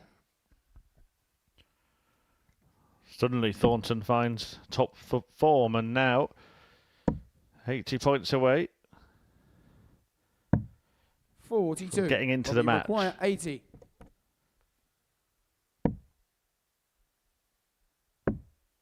Game show on the third leg. From Robert absolutely Thornton. nowhere, 180, and then a combination 80 finish in 2 darts. Fourth leg, it's Scott to throw first. So for the first time, Mitchell just on the back foot. He's been excellent at getting off, and that trend continues. Superb. 120.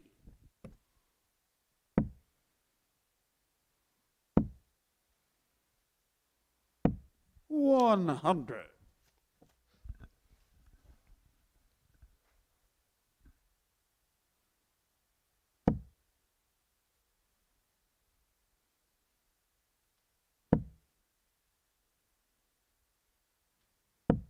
$81. Is that enough? Just opens the door a little bit, but the fact he's gone low there, Robert, one of those players who perseveres on the treble 20. 81. Maybe that's the reason why I just felt treble 19 was the shot after that first dart. Henderson in the practice room preparing for the next match against Richie Burnett, and then it's going to be Neil Duff against Scott Mitchell. 85. Mitchell can get the job done here. Duff wins that game. It looks wrapped up for Duff, doesn't it? And that title defence is on. 100. Would be the double trouble king. Yep, we liked his chances before a dart was thrown this week, and based on the fact that he's already been here for a week, and that unique situation for Neil Duff, he's actually going to be in week 9, in week 1 as well. So he's here for a 3-week stint. Yeah, it'd be pretty exhausting for him come next week. We'll give you the full lineup tomorrow. Do watch the Modus Super Series double sessions of 60. Double Trouble. So that's double trouble. Scott, you require 155. And we'll reveal the full lineup for the first week of the new series.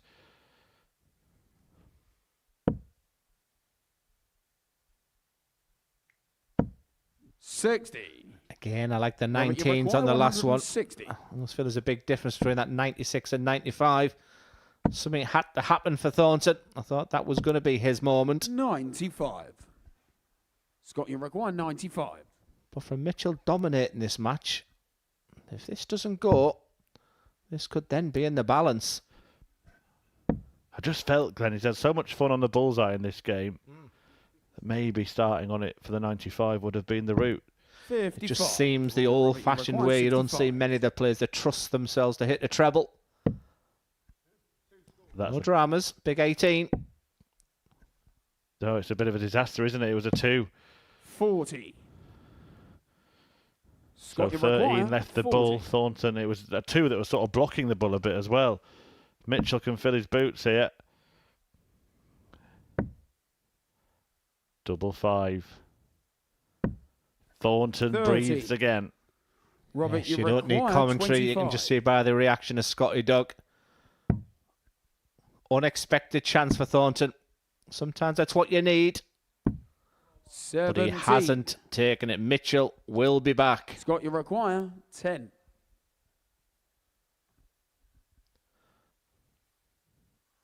To move to 12 points. Level with Andreas Harrison. It's double 5 to Scott Mitchell. And he gets there in the end. The match. Scott Mitchell. Has that the opportunity for Scott Mitchell? He takes that, but for Robert Thornton, it's 2 losses out of 2 on a day when he went into it joint top. Has his chance gone? Scott Mitchell so he knows where the camera is these days. A little cheeky wink to us there, but for Robert Thornton, a tough defeat.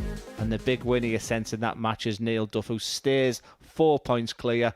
But for Scotty Dog, he's now looking good for a Group B campaign. His first win of the day. And next up, it is John Henderson against Richie Burnett.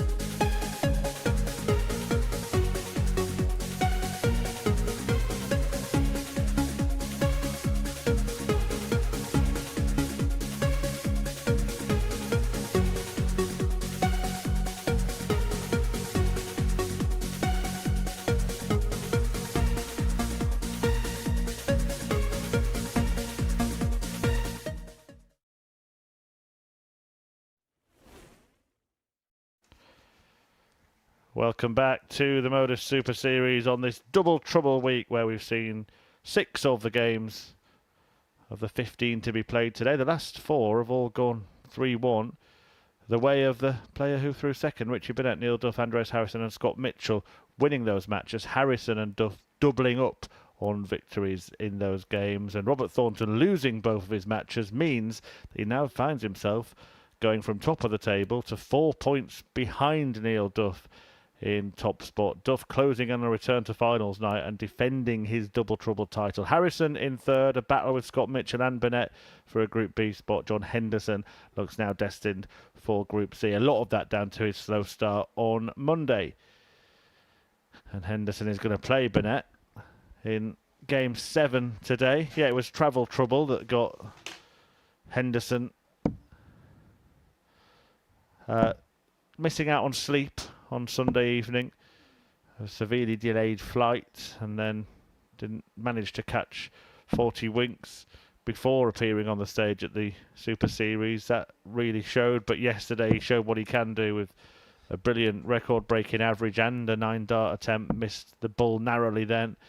As for Burnett, well, in every game he plays, your guess is as good as mine.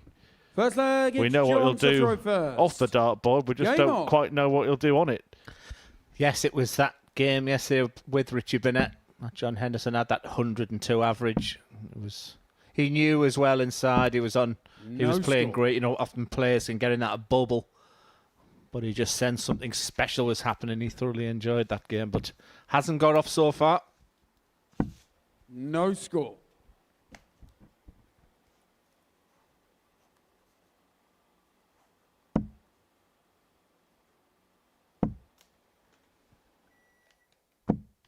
No score. Well, from record breaking to heartbreaking start.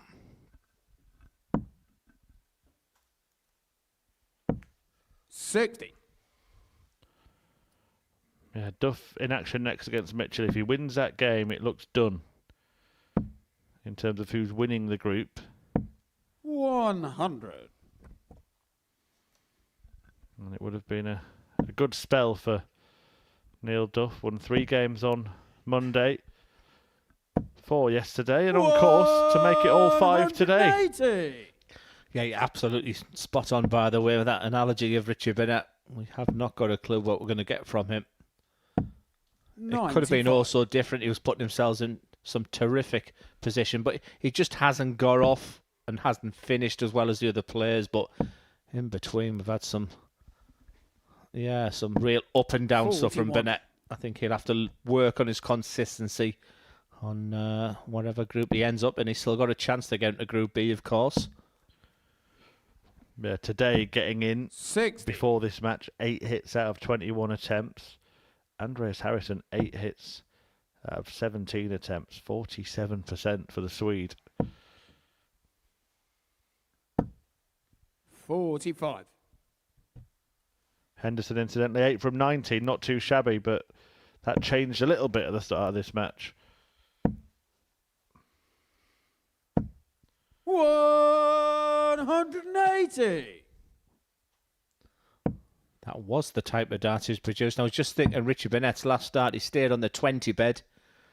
If he'd have gone to the centre of the board, he could have left the big fish. Well, how's he found himself in this position, Glenn? Because 3 visits ago, he hit a 180. Since then, 41, 45 and another 31, leaving Henderson 46 to get a look at a double first. Wouldn't be typical of Burnett then to check this out. Maybe not.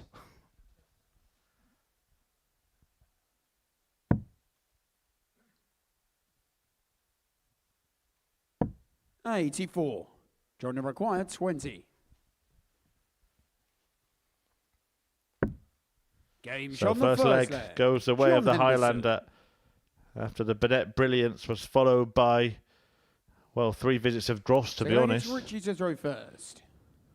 Game on. Yeah, he's probably his biggest critic. But the thing with Richie, he'll demonstrate exactly how he's feeling to all of us watching. Then you, from 41, 45, 41. 120. So that's sensational start there from Burnett. Go figure. Hendo straight in as well. 80.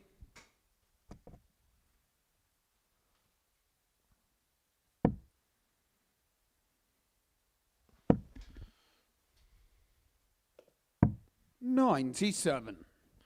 We would love someone to go one better than what John Henderson did yesterday and produced a 9-darter in this 40. double start format. There have been 4 9-dart finishes on this day in history.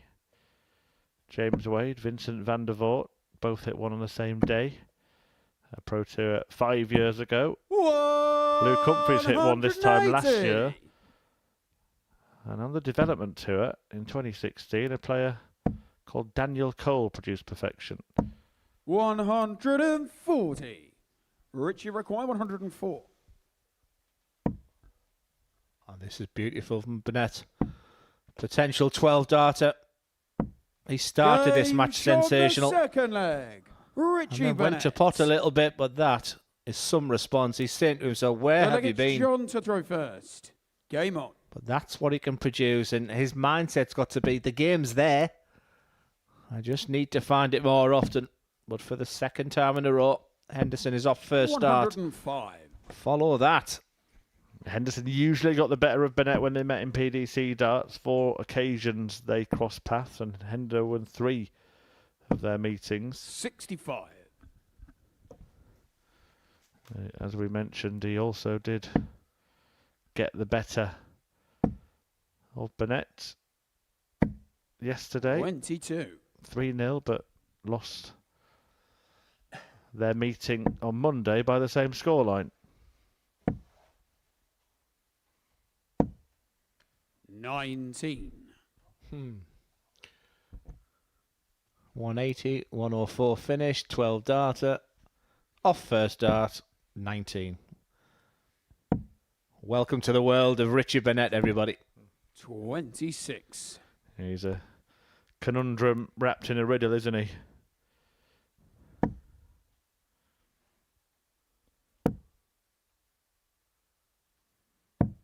$59. And we will be seeing 5 days of this, people.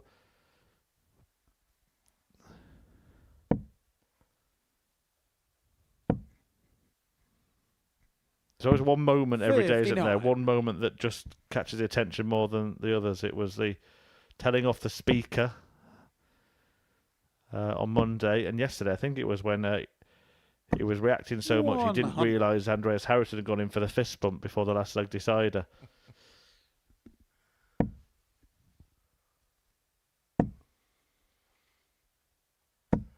$100. Yeah, we had that moment where he thought a double was in and he was trying to keep his balance on the hockey. That was superb.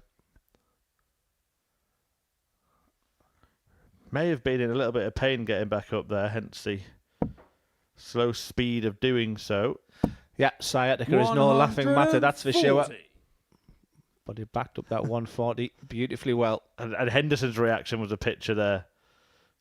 Because he saw Richie struggling and then throw 2 darts in the treble 20. And I suppose that is what it must have been like playing the likes of Jockey Wilson. Richie require Heard 180. stories of people standing behind him, seeing how he's thrown the darts and wondering how on earth they've gone in. Well, these are going in for Burnett.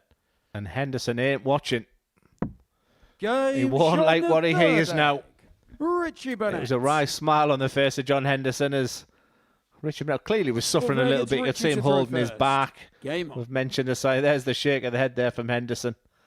He goes to the water table. He expects to be back for his finish. And a sublime 118 from Burnett. No score. Then can't start.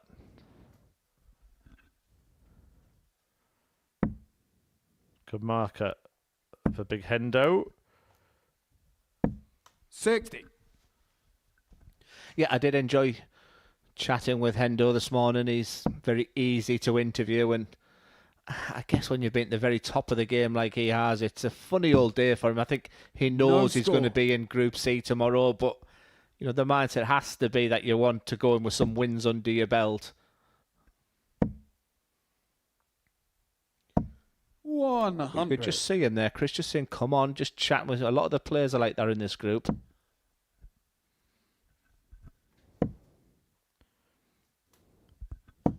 $160. Richie Burnett has missed 6 starts to get off, and suddenly he's level with John Henderson in the leg. Yeah, I was chatting with Neil Duff yesterday. He said he found it really, really difficult 134. to play Richie Burnett, hence the reason he turned his back.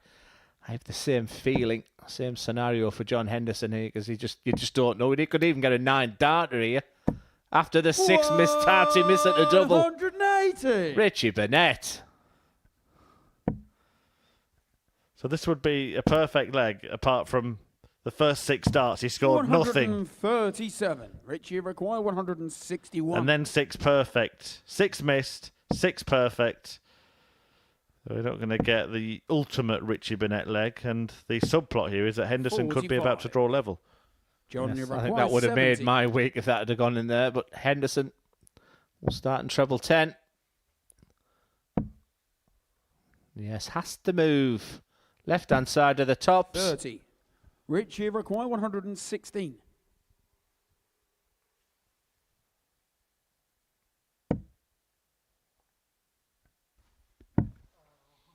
Oh, wow.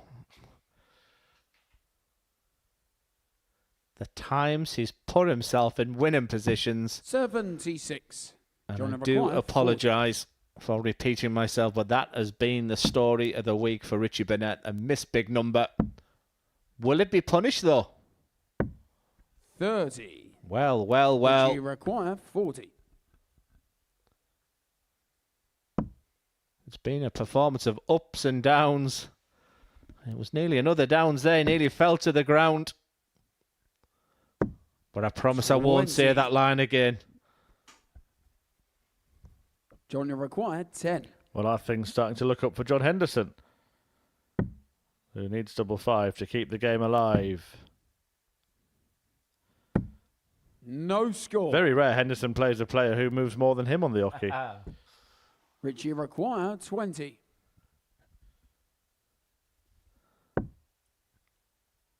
Same target this time for Burnett and a different outcome. 2 wins out of 3 for Richie Burnett. Richie The Burnett. ups and downs of Richie Burnett for the week, but isn't that nice to see? John Henderson was shaking his head at times as he stood behind Richie Burnett, was falling to the floor, pinging 180s, 160 starts. Complimented us some bizarre scoring as well, but Richie Burnett finally gets over the line. And like I said, that's 2 wins out of 3. The real highlight was that 118 finish. Really good at finishing the legs. Like I said, such an up and down game. Another massive game coming up and a pivotal moment for Neil Duff. He's up next against Scott Mitchell.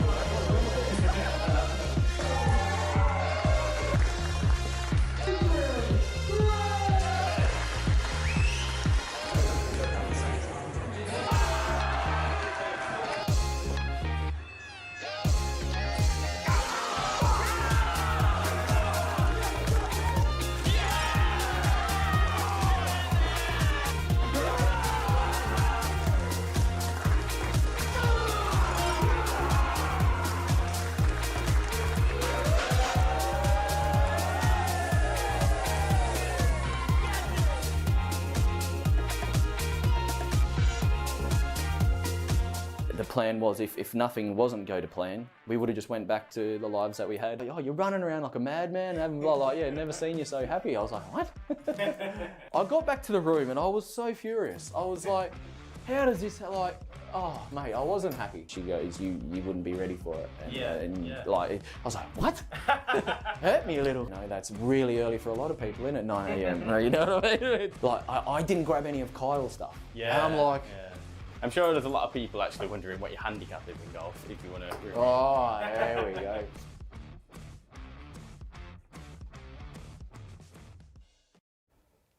The latest edition of On the Oche, available now here on the Modus Super Series YouTube channel, and it's with Damon Hett. A great little piece, fantastic story, insightful guy, sacrificed a lot to become a professional darts player, and if you subscribe to the channel, then all of that brilliant content, including a little chat myself and Glenn had about the future of Gerwyn Price in the world of darts, available for you to watch outside of the live show. But right now, live and on the Oche at the Live Lounge, it's Neil Duff and Scotty Dog Mitchell, with Duff edging towards qualification for finals night, seemingly, Glenn.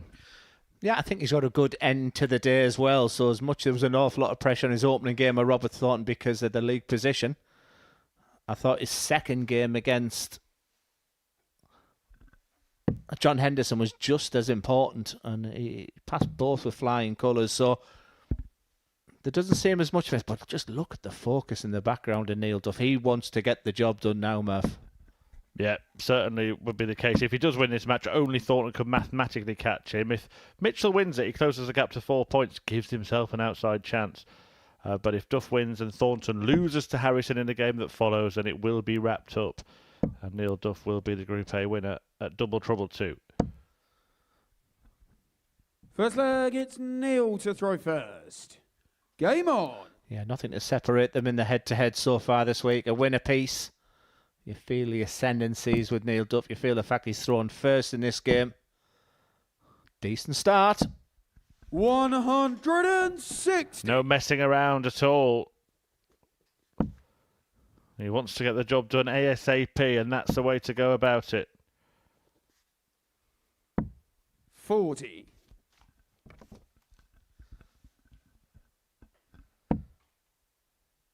Yes, I mentioned at the beginning of the show, but that man in your picture made 81. mine and Scott Mitchell's tea last night.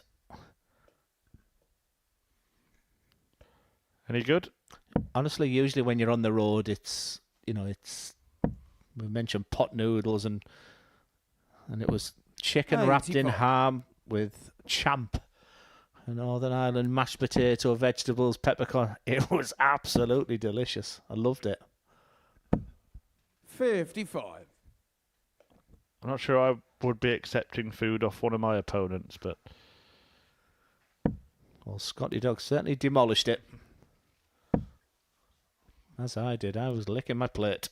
Beautiful. So thank you, Mr. Duff. 100.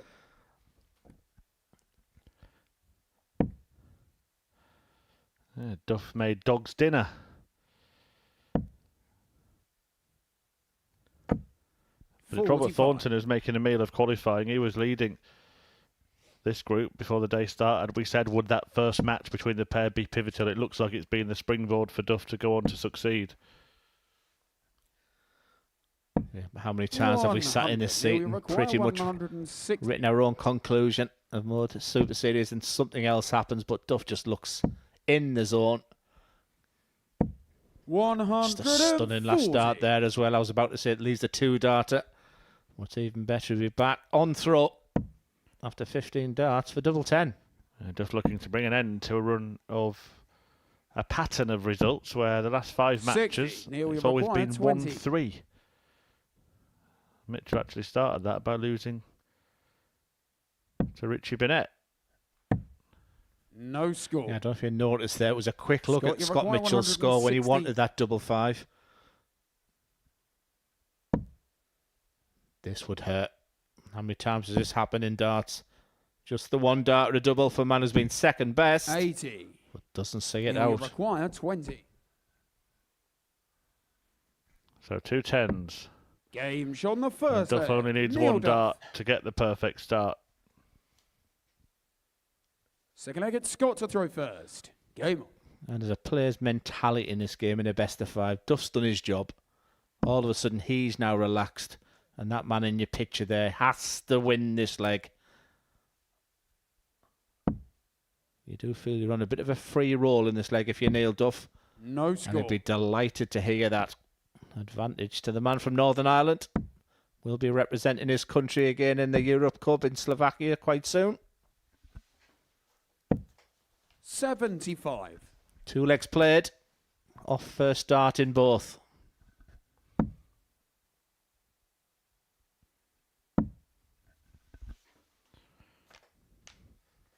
If Duff does win this game, he'll take his points tally to 20. And I'm going to say, Glenn, I think getting to 20 points in this group is a remarkable achievement. I thought that would probably be the amount that would guarantee winning the group. Duff could yet go on to get to 24.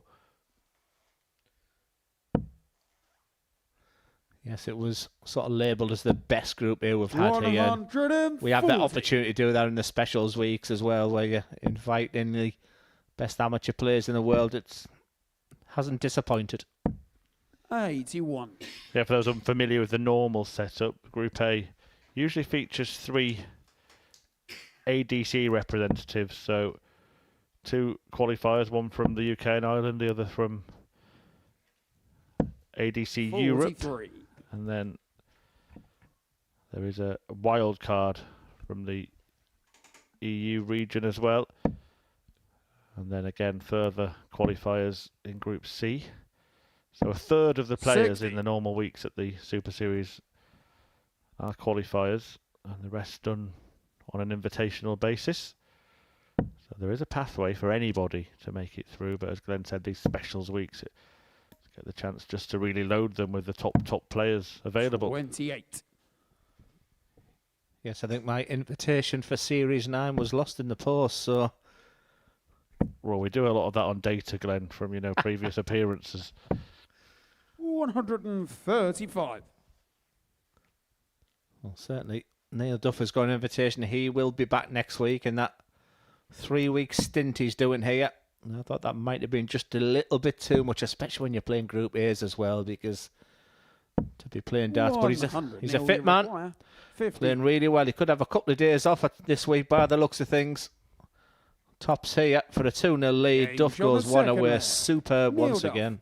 He could be here an awful lot as well, actually, Neil Duff, because not only did he make Champions Week gets Neil to throw first. of the last series, not only is he here in this, as Scott Mitchell stares down your soul, but he's playing a lot of ADC stuff, isn't he? And later on in Series 9, we're going to have the ADC Winmore Championship Tour Grand Final. That's in the afternoon on week 10.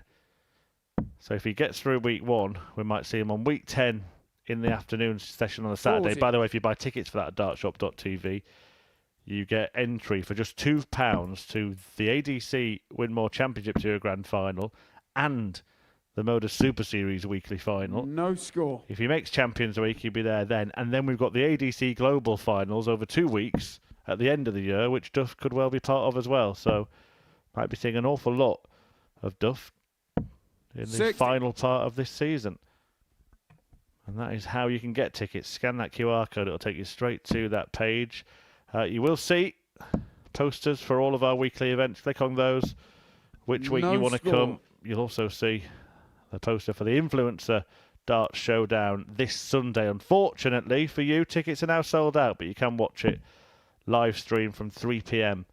on Sunday, featuring plenty of top tungsten talent 41. and also influencers Angry Ginge, Oakelfish, This Is FG, Away Days, The Hull Boy, Darts for Fun, Henry Moores and Sean Nyland. I did that for a reason, Glenn.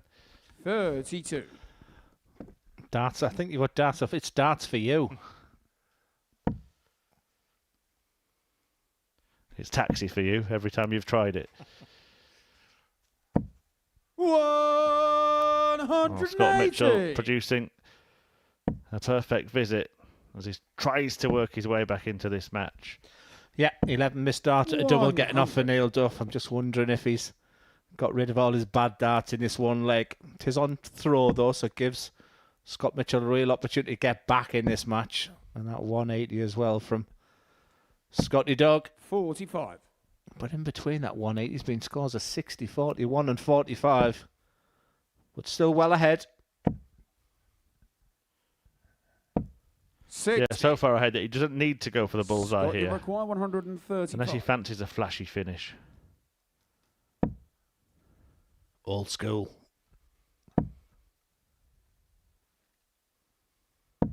$100.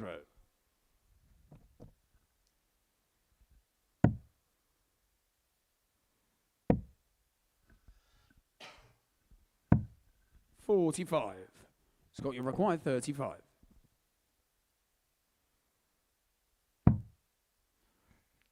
Double 16. Game shown the third. The game goes Scott on. Mitchell. And the weight goes on for Duff. Yep, break a throw there for Scott Mitchell. Fourth leg, it's Scott to throw first. Game on. 11 missed start at a double for Neil Duff. Proved crucial in the end.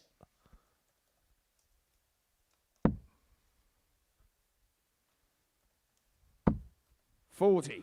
Scotty Dog gets off. It's so typical when you've had 11 missed starts at a double. Won't surprise if this one goes in first start. Told you. 32.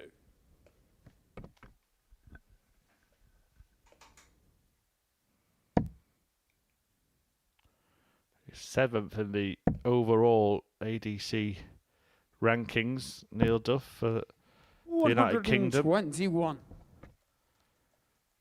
They're doing a lot of their tournaments, as said you can as well. Playing those ADC tournaments, any amateur dart player can play in them, and you could get a pathway to playing at the Modus Super Series. And also plays WDF 55. darts still. Number 4 in the world currently in that ranking system as well. Above him, Danny Porter from New Zealand, Ben Robb 99. of Australia, and Wesley Plazier, who of course has played here at the Super Series. He's having a great time of it everywhere he plays, isn't he, the Dutchman? Yeah, I'm just wondering if Wesley will have the opportunity to play Ali Pali as well, so he might have a decision 100. to make for that. But yeah, one of the busiest players in the world is Neil Duff when you read all that out. Sometimes when you get over the age of 50 and you become a senior, you sort of reduce your 100. workload. You just feel over the past 4 or 5 years for Neil, he can't get enough. I should just correct myself. I got Ben Robb and Porter the wrong way around. It's Rob from New Zealand, isn't it? And Danny Porter from Australia.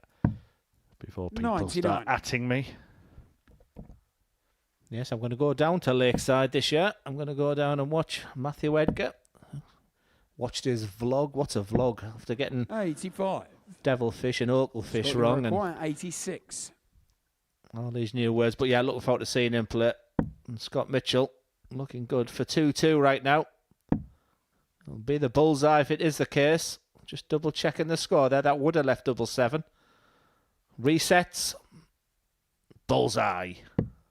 Game shot on the 4th. Right in the eye of the Scott ball. Mitchell. And levels up the match. So this just might be a Fifth turn and being final leg, it's taken Neil to throw in this first. race to finals Game night. on. Neil Duff looked home and hosed, but now Scott Mitchell has started to spoil the party. Yeah, they often say the last leg's the hardest to win because you sense 20 60. points will be enough. I mean, Robert Thornton can still get to 20 and on legs difference get through, but you just sense Neil Duff, if he can get over the line in this one, he's almost 1 foot into Saturday night. 80. But Mitchell going nowhere. This now is in the balance. Interesting that Neil's stuck with these darts so far this week. We did see him 100. chop and change over the course of Champions Week. Yeah, there is signature darts. I know he was using previously when he won the WGF World title. He was using a Joe Cullen dart for that, but these are his signature 45. dart that he's had designed for him. Yeah, went back to those Cullen type barrels at times last week. Obviously didn't feel fully comfortable. Wanted just to settle into that old pair of slippers if you like, but this week they've worked fine for him. Yes, I've gone back to my original setup. People saw, obviously Peter Reich changed the whole horizon on changing darts, something that Scott Mitchell's been doing, as we alluded to as well. He's trying to find the right balance. And that fantastic side view at a time when Neil Duff 105. has set up, and he is looking good for qualification. Scott needs to hit big here. 2 trebles required to leave a finish. Not getting them, so Duff has all the time in the world. 60. Not just in this match, He'll but on this require day 96. to wrap up the win and to all but wrap up the group.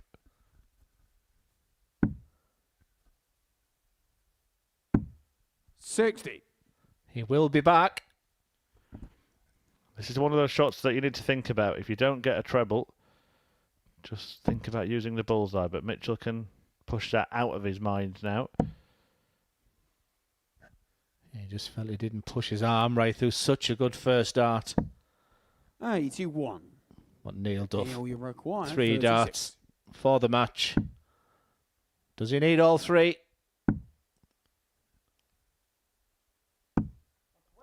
$18. Scott, you require 150. Understandably not happy, having not wrapped it up. But Mitchell isn't going to punish him.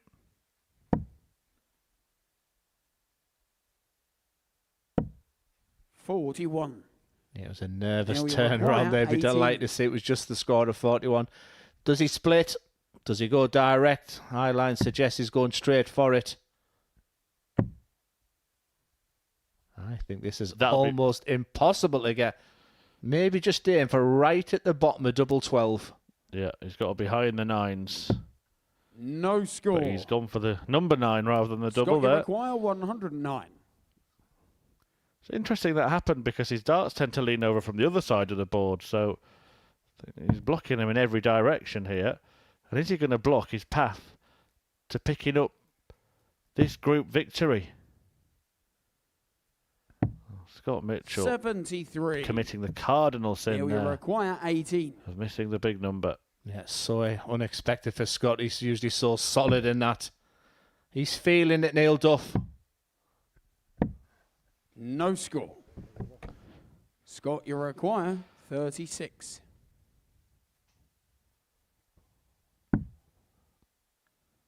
I make that 9 darts miss to win this match.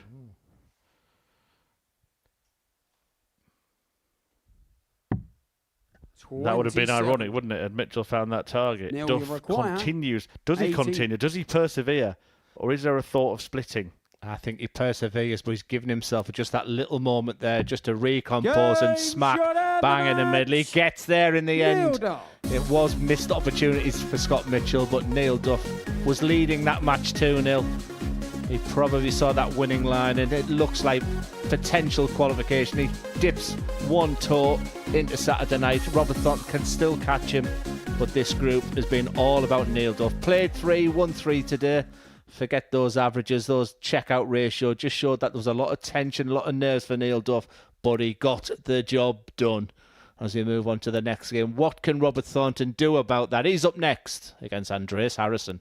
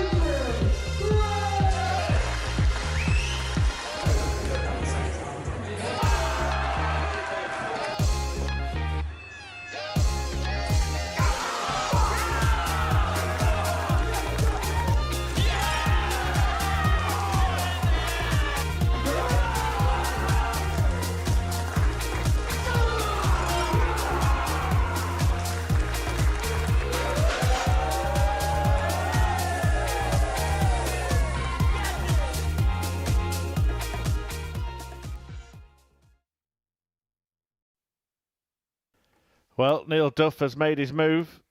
He's put 6 points between himself and Robert Thornton, who was top of the table before a dart was thrown today. But defeat to Duff set Thornton on a downward spiral. He since lost his second game as well, when Scott Mitchell got the better of the Scots. And now defeat here would confirm Neil Duff as a Group A winner. Not only that, Glenn, but you'd start to see Robert Thornton looking over his shoulder, wouldn't it, in terms of making it into Group B, because Harrison would be level on 14 points, and Mitchell and Burnett would only be 2 points behind First Thornton. leg, it's Andreas to throw first. Game on. Yeah, I'm sure Robert Thornton was cheering on Scott Mitchell in that last game, but part of me was thinking it wouldn't be such a bad thing if Neil Duff did beat Scott, because it just keeps that distance away. But absolutely, if you play 3, lose 3, that is the situation, because Andreas all of a sudden is looking in the type of form we expected on day 1. But isn't that typical Harrison? Well, that was a different one from Thornton. He gets in on double 14.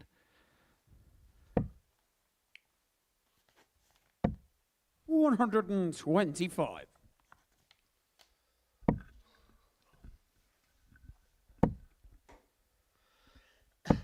$180. We have seen before Robert Thornton in a standard week where he's gone into the last match. If he wins the match, he's in finals night, and if he loses the match, he's in Group C. Remarkable, he did lose the game, ended up in Group C. Yeah, that was an incredible week, wasn't it? 100. Andreas, you require 138. Yeah, just damage to the flight. No harm done. Harrison is looking good. 98. I did question his preparation this morning, Chris, when he walked in a little bit later than the rest of them, but it seems to suit him. 60. Andreas, you require 40. Yeah, he's had a warning from management. Game shown the first leg. It's top zone. He's been in top form, hasn't he? He's a different player today for the one we've seen the rest of the week. Second leg, it's Robert to throw I first. hope I wasn't a grass there, Andres. You're a bit too big for me.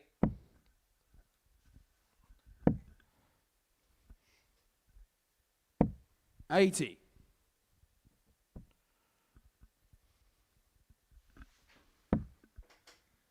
Both players off dart 1 on tops. When Robert Thornton, 9 years ago now, won that World Grand Prix, he went into it, didn't he, with such good form, and he'd become so synonymous with double top that quite a few people actually fancied him before the tournament started. Yeah, I mean, I go back to the early sort of 2000s as well, when he was playing in the BDO and he was travelling around with the guys like Mark Borelli, and he was fantastic to watch. You know, you see 128 or 64 dartboards and you pick a game out, and I thought he's someone I'm going to follow the rest of my career. And then when you start winning majors like he did, and then when you think maybe the career is now going to go downhill, he makes that transition to the seniors, and he was a superstar in that as well, and still is. 134.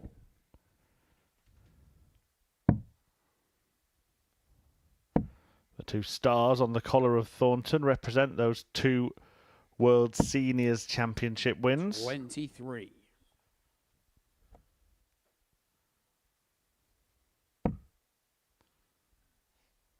Yeah, very similar to Gary Anderson. The styles of dart shirts have changed over the years, but for Robert, he's pretty much kept that style of shirt. I always found them really heavy. 60.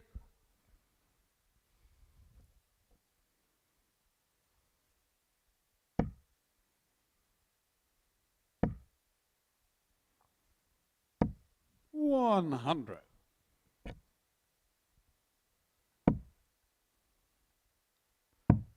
A reminder that defeat for Thornton here would deliver 56. Group A to Neil Duff. He would be the first through to finals night at Double Trouble 2, having won Double Trouble 1. Harrison hoping to bring that closer here. On Double 16, 94. not to be. Robert, you require 130.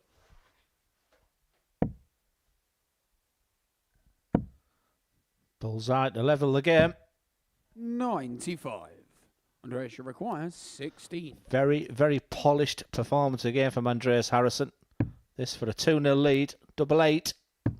Game shot in the second leg. Andreas Harrison. Third leg, it's Andreas to throw first. Game on. So, one leg from Duff being crowned the Group A winner. Do you think you've seen the winner of the week in Group A? 120. Good question. I'm going to say yes. I think for me, for the rest of the week, Jeff 40. Smith is probably the only other massive spoiler, although Bradley Brooks has turned up from time to time here. Haven't had that consistency. Yeah, Henry Deacon had a fancy for Adam Lipscomb as well. I suppose he would bring a big crowd. So don't forget, you can be here on Saturday night. You do make it so much more special. And dart players, I promise you, will produce darts like that. Just simply scan that QR code. It's just a small booking fee. And like I said, you do make it very special. 100. I think based on today, Andreas Harrison might be a shout.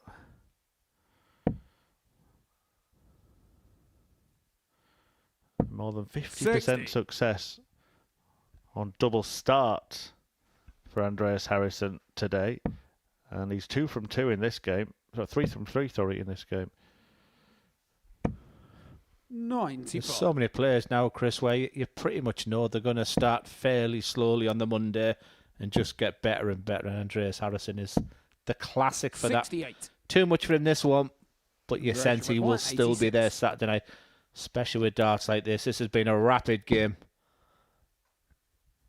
He's thinking about not going for the 18 here. But he does. Had a little glance at the Thornton score, didn't he? 153. And that was respectful. He thought Thornton can get this. And Thornton might get this. Thornton won't get this. 133. Well, it's the third game of the day for Andreas Harrison. He's been the player of the day as well at times. Double 19 for 3, wins out with 3. 6. Well, it's a good leave, Well, but you if require that's any 20. consolation, but Robert Thornton can stop him wrapping it up here to keep his own hopes of winning the group alive, and he does. Shot in the third leg. 2-1. Robert Thornton. Yeah, how a match can change in a best of 5. That was a breaker throw as well. It's Robert to throw first. Literally millimetres away from victory. Andreas Harrison could be walking off the stage now. And if Robert could get off here, it would be a double whammy. 16. There's no rhyme or reason here for Robert Thornton. Earlier in the match, he went 20, missed it, 18, missed it, then started on double 14. This time, 20 and 18 missed. He goes to double 8. No score. I remember Raymond Van Barneveld once got in a little bit of bother, didn't he, when he opted to start legs on the bullseye. 140. I have a feeling if Connor Scott or Reece Robinson was here this week, you may see that more. I think there was a player I think it was Scott Mitchell who was meant to start in the bullseye, but he forgot. 60. I think there's a player in the field in Group A whose intention was the first dart only of the week to try and attempt the bullseye. 78. Would be a good ploy for you, Glenn, if you played in this format. I've seen your bullseye challenge. Yeah, so I only threw the one dart, didn't I? I did want to dance the rest, but Owen 78. Binks ruined it. He's been superb as always, as Owen, but don't tell him, please. 125. We have filmed something similar to bullseye challenges for this Double Trouble week. That'll be on the YouTube channel in due course. I have to say, Owen Binks has been superb in the live action, but he had a bit of a mare during that, to be honest. He's not had his latte, had he? 134. Well, Robert Thornton's found something in this game, a 2-0 down. Harrison thrown for a comfortable 3-0. Robert Thornton has bounced back very, very nicely. 96. Robert, you require. And in a double that he likes in double 4. It's now 2-2. And he's always had that about him, hasn't he, Robert Thornton? You cannot write him off. Fifth and final leg, In it's that Andreas to World throw Grand first. Prix Game on. victory aftermath, his beloved wife Christine described him rather poetically as a pit bull with the heart of a lion. 97.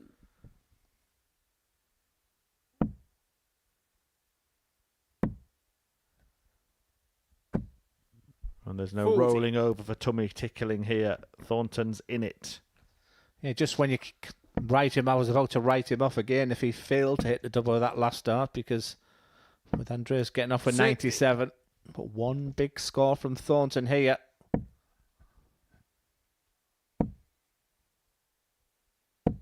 $100.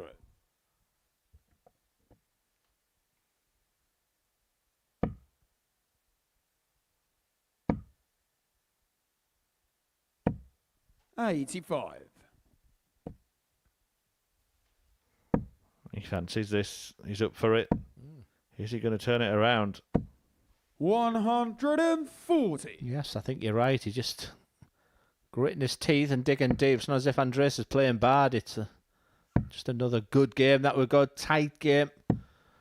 84. Just 1 point of order. Neil Duff does play again in the very next match. He takes on Richie Burnett. So even if Thornton wins here, if Duff wins that game, then he would wrap up the group 100. himself.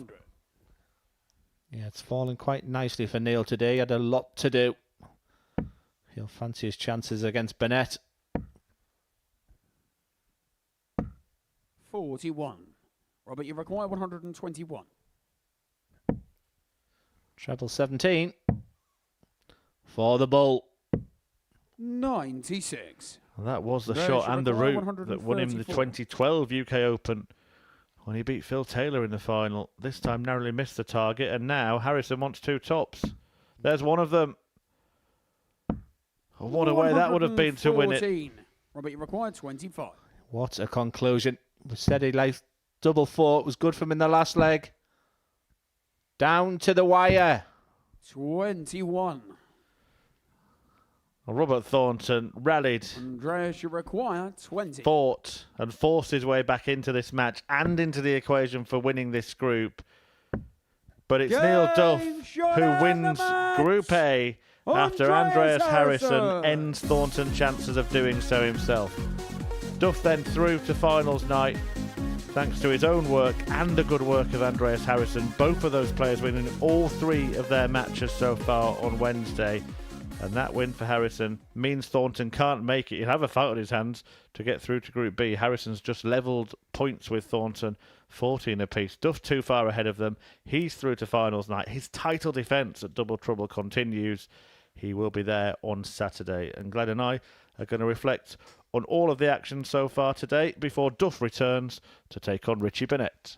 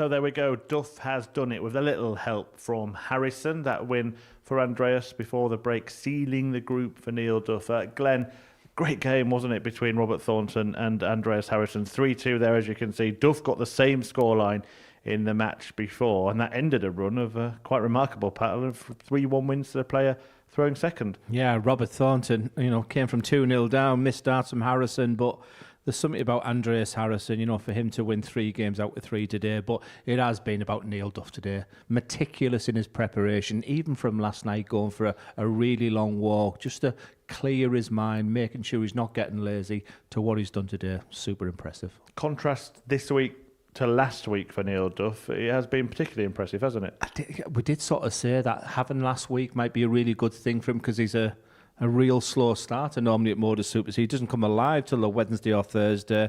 But under that type of pressure, you sense there with a handshake from Robert Thornton, he realised it was a missed opportunity there. But he bounced back after that as well. How important was that match? Both players left on double top in a last leg decider, and Duff got it. You've seen him go on to win all of his games, Thornton lose all of his games. Yeah, it was a shame for me. It was going to be the opening game for the pair. That would have been nice at the back end of it. It went down to the wire, and Neil Duff just had that bottle to hit that tops there. But he had to back it up, and he did. It wasn't pretty at times, but he got there, and well deserved. Well, I said about Neil Duff, contrast him to last week.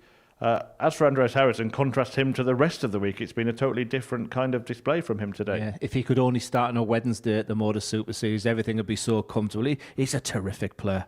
I think I said on Monday, for me, despite all the legends that's in this group, right now, Andreas Harrison is the best player in Group A, but he's not used to playing the double start.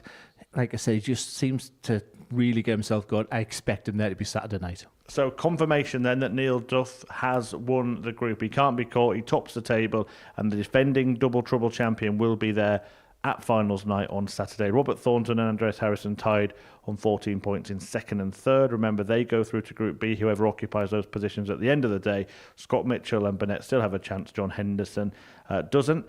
Let's talk about Richie Burnett, because, well, we have to every day. And he's done some decent stuff actually on the dartboard today, hasn't he? That's because he's a great player. I mean, Richie Burnett is, the headlines will always be what he does, but he's put a couple of, the 1-4-6 finish on Monday, that 1-0-4 finish. And what you've got to remember in that game, he just pretty much fell to the floor. There was a wry smile from John Henderson before. And this has been, tops again for a 1-1-8. John Henderson not looking, turned around. John's thinking, what on earth is happening right now? So that's what he does. Yeah, he's just made his way to the stage behind us. I want to watch him rather than chat to you, Glenn, because you just never know what is going to happen with Richie Burnett. Are you calling me boring again there? Well, compared to Richie Burnett, I think anybody's boring. Yeah, but yeah, he's going to play Neil Duff in the next game. How do things change now for Neil Duff, knowing he's already through? Yeah, like I said, the adrenaline won't be pumping through there. So with such an obvious statement, it's going to go one or two ways. He looked nervy. In his last victory, he knew exactly what he needed to do for qualification.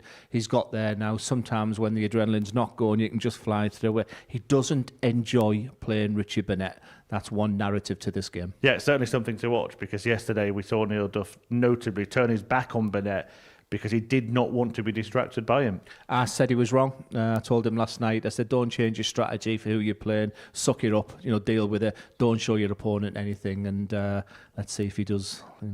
That's why I'm in the comms box and he's top of the group here. So he might stick to that plan. But what I would do in that situation is just, stay how I play the game. Well, the live action is about to resume in a moment, but there's plenty of other content available here on the Modus Super Series YouTube channel. We've got more than 50,000 subscribers now. If you're not one of them, make sure you are. Here is a little glimpse into some of the other stuff that's available.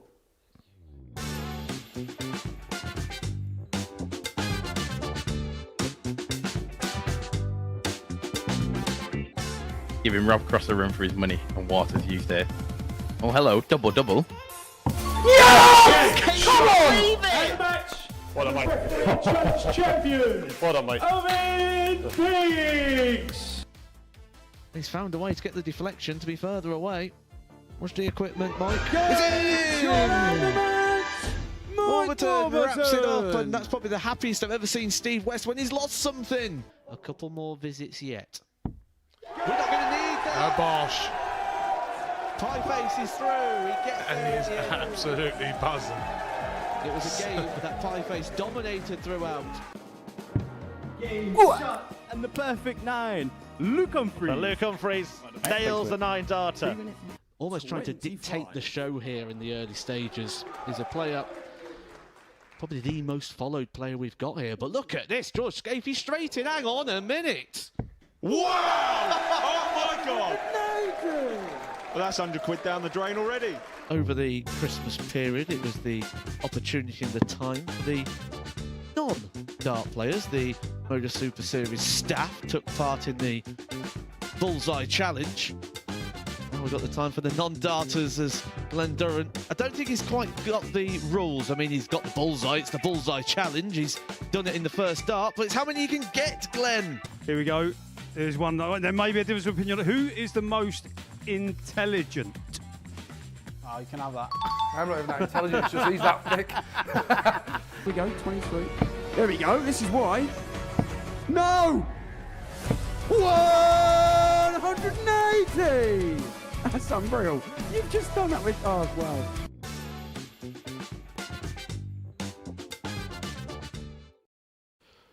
Yeah, indeed. Thank you very much for subscribing to our YouTube channel. But I know that quite a few of you watch and don't subscribe, so make sure you click that button and you will have a first look at all of that fabulous content. We've got plenty of stuff coming out on a daily basis, of course. Our live action 6 days a week, 8 sessions a week at the Super Series, plus highlights from every session and loads of fun content and some serious stuff as well. The On the Hockey series going really well. Damon Hetter's interview on the Hockey released yesterday. A really good story.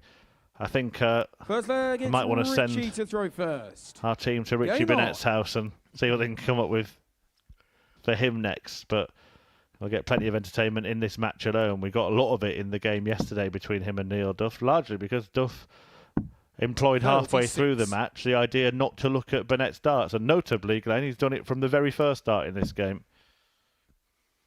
So clearly didn't listen to me. 111. Well, he's turning around this time, I think. 123.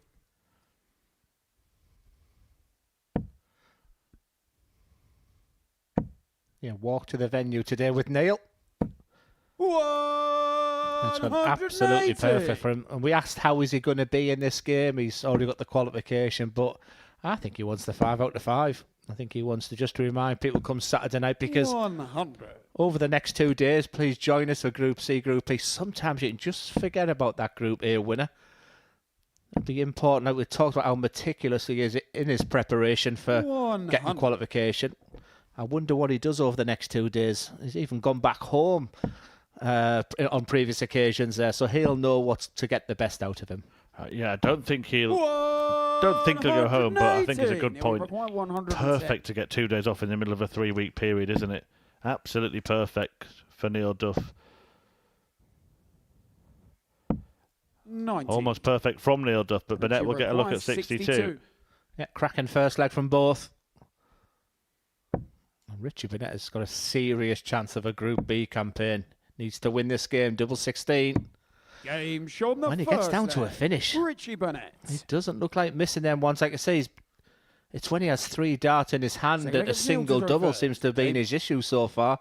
But those combination finishes, we've just seen the 104, the 118 in preparation this game, and a sublime 62. No score.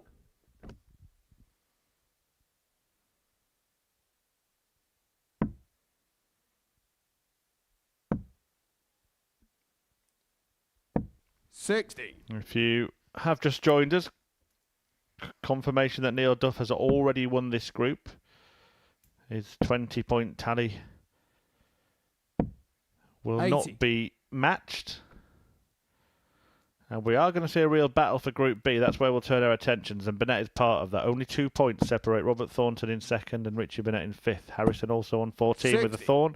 Mitchell and Burnett both on 12. And there are matches featuring all of those players against each other. There's a little spell coming up, actually, where Mitchell plays Harrison in game 12, 95. And in the final games, Thornton and Burnett will go toe-to-toe.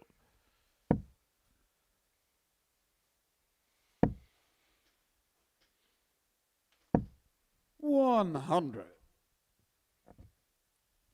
Robert Thornton playing John Henderson next, and he copped a whack on the head from Hendo yesterday, didn't he? 60. So far, so good for Richie Burnett. If he could just keep still as well, because 100. But something that you sort of highlighted, it is you did that last start, but that first start was just beautiful.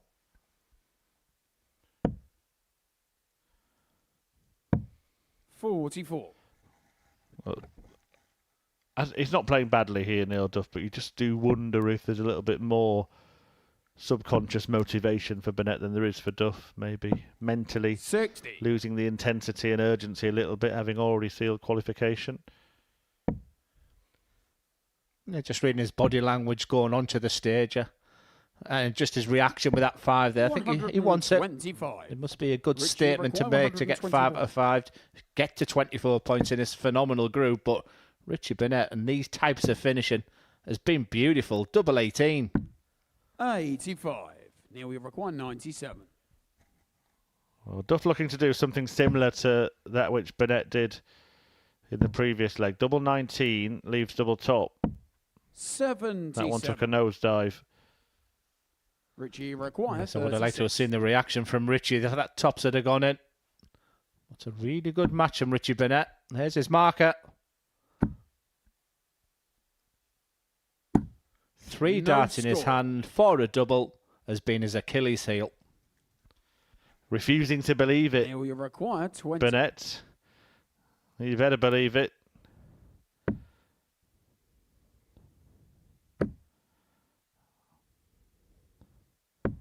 Because Neil Duff has levelled the match at 1 apiece. I didn't think that would go. He was shaking his head. It looked like it was so covered, but when things are going your way, you do seem to come through these tight affairs or pull out a real worldie of a dart. When Duff turns round, he won't be happy to what he sees. Richie Burnett straight off. 117. This is actually one of the better performances from Richie Burnett.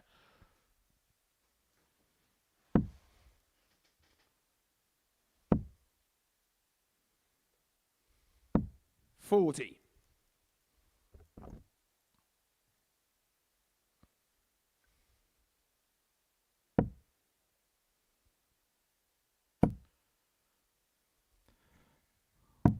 You 59. spoke about it, the motivation for Duff to go through the card today, get the 5 out of 5. Well, there are 2 players that could do that, and they don't meet until their last game. Andreas Harrison and Neil Duff. The 14th of our 15 games today will be about between those 2. It would be nice, wouldn't it, if they are both going in, having won 4 from 4?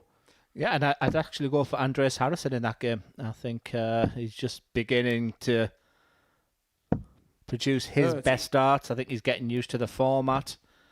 And I think Saturday night will be a better night with Andreas in it. Great dart. Begging to be joined, but it isn't. 100. Yeah, it's Burnett who got off first in this game. But it's Duff who's stolen the dart. However, that dart from Burnett, it's another game that is just chopping and changing. 180. And again, Glenn mentioned the point yesterday. If you're wondering, you saw Burnett's mule kick come into play in the final dart. You're wondering how it still went in the treble 20. It's because it happened after the release. The dart's already gone before the body follows.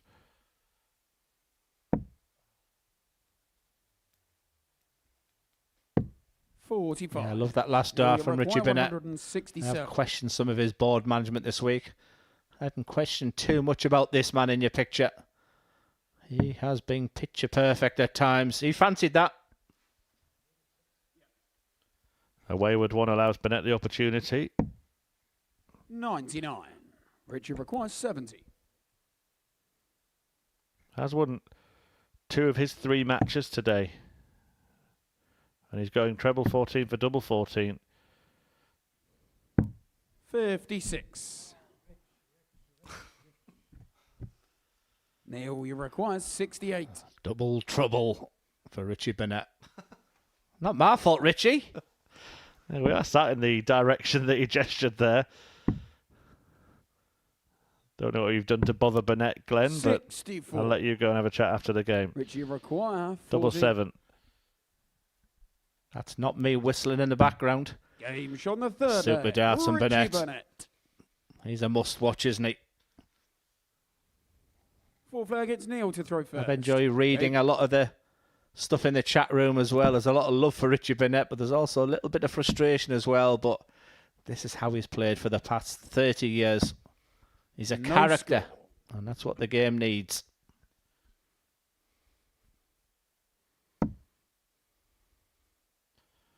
He's had his trials and tribulations over the years, but always held that torch for the game of darts. Loves playing the game. Oh, well, I've never seen that one before. He's thrown the dart at himself. But the way the week's gone, he missed.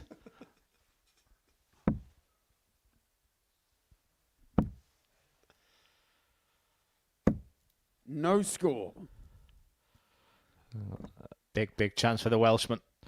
And the referee wearing his protective safety goggles for this one. 13, has he found it? No, nor 14.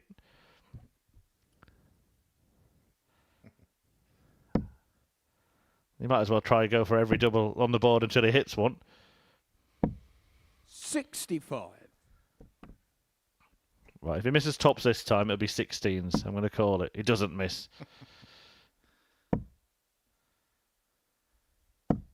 61. Yep, both off on their 7th dart. He's doing it again. It's a good job Owen Binks is only 3'6", otherwise them darts would have been all over him. I have to say, Neil Duff tried not to watch yesterday. He can't help but watch today because he's actually at the hockey when most of Burnett's balmy antics are taking place. It makes me think if Neil needed this game for victory, I think steam would be coming out of his ears. I think he's now going back to looking the back behind him, so he's using that same strategy as yesterday. 190. Openly admitted he hated playing Richie Burnett. Well, he won't have to worry about him again until Saturday. If Burnett gets through, they'll meet again, potentially. If Richie doesn't make it, then Duff has had his fill with Burnett this week.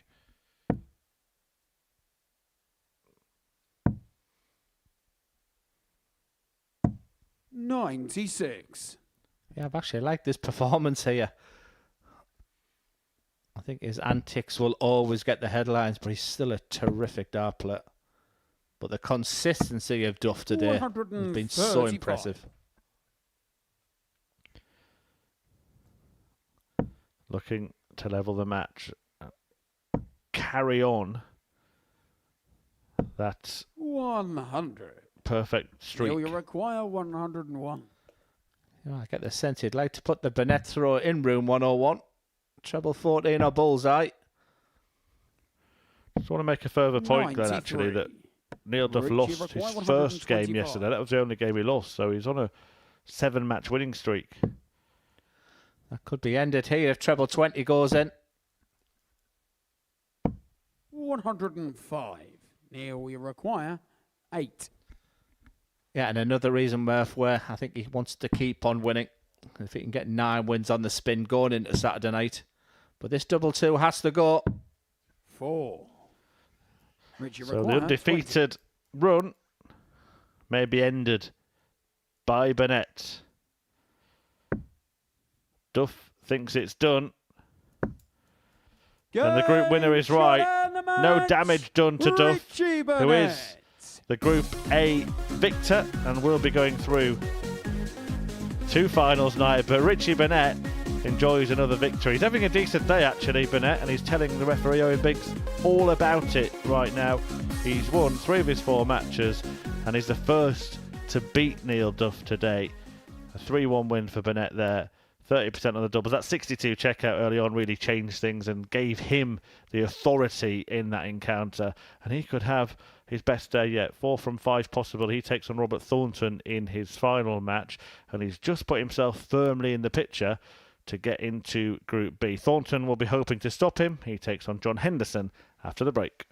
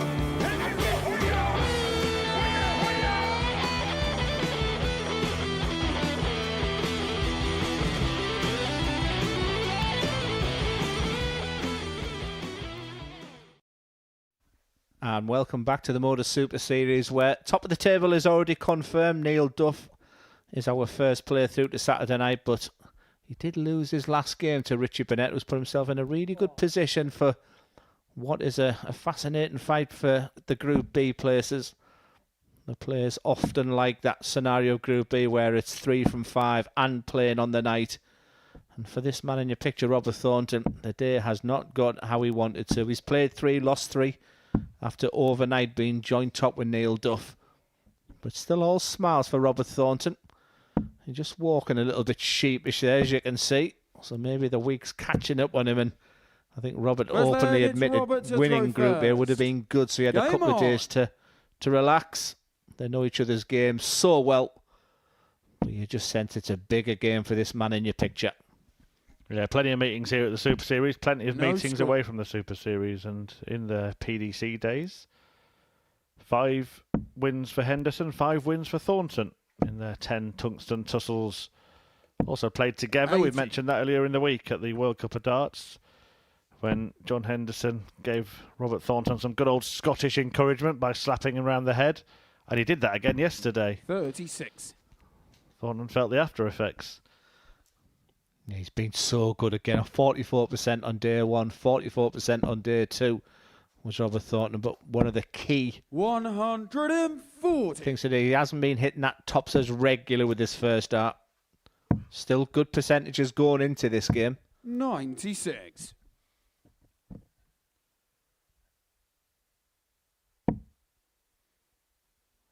Well, it was the match between Henderson and Thornton yesterday when 60. we almost made Modus Super Series history and got our first double start 9-darter. Henderson missing the bullseye for it against Robert Thornton, who has hit one in the World Grand Prix and had 40. one hit against him, incredibly, in the same match.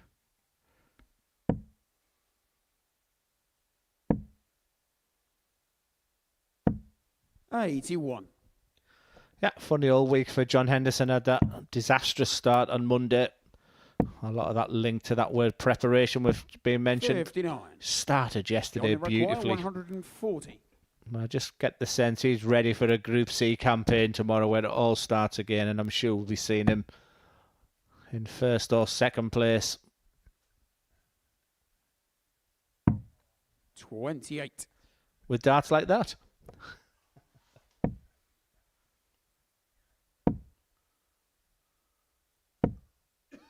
$60. Johnny require 112. 60 for starters. Can still be done, but doesn't have to be, so he might just stay on treble 20.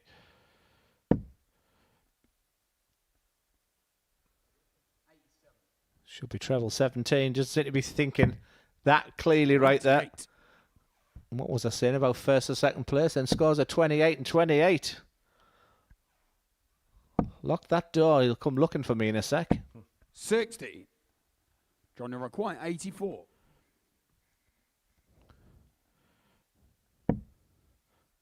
Double 12. Another wayward one from Henderson.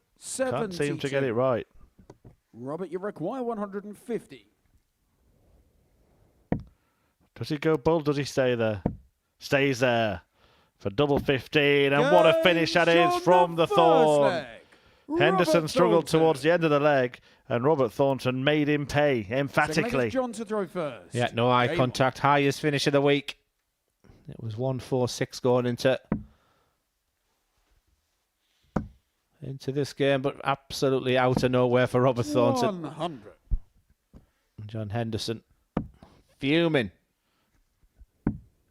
Ask you a question here, Glenn. John Henderson was the favourite, or one of the top 2 favourites to win this week. If he goes into Group C, having won only 3 matches, Mitchell, Burnett, Harrison, or Thornton, any 2 of those 4 would be with him.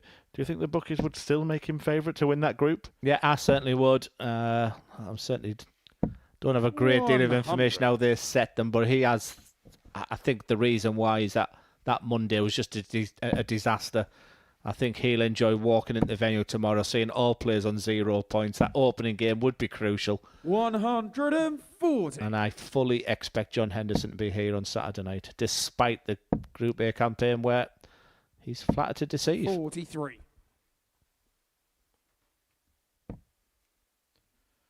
Even in this match, Thornton leads it, but he needed the 150 checkout to do so. Henderson's outscored him. 100.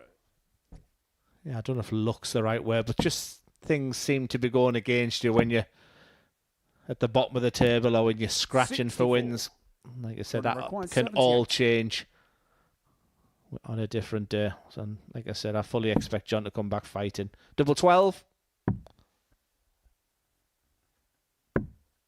Game on the 1-1. second leg. John Henderson. Third leg, it's Robert to throw first. Game on. We are getting into the closing contests of this group. This is the penultimate round of fixtures. Mitchell takes on Harrison 36. in an important game after it. If Thornton were to lose this match and Mitchell were to win that one, then the second, third, fourth and fifth place players would go into the final round of fixtures 80. all on the same amount of points. Yeah, sometimes when you're in Group A, when you've got that winner done and dusted, it just feels just as exciting. 140. New players coming into tomorrow.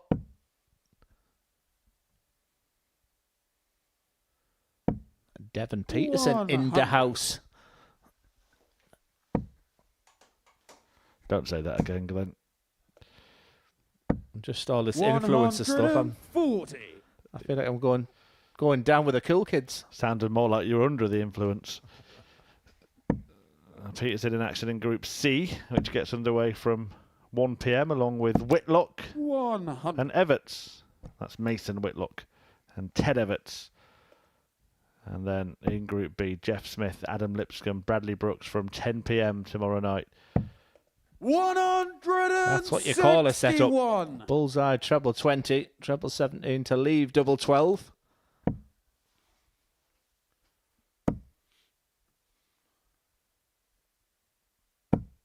$100. Robert, you require 24.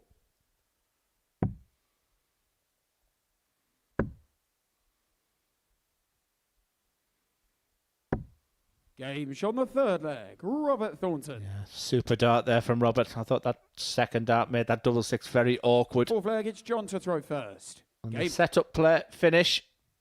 And there's the wry smile from John Henderson. Get me off the stage, you feel. 60.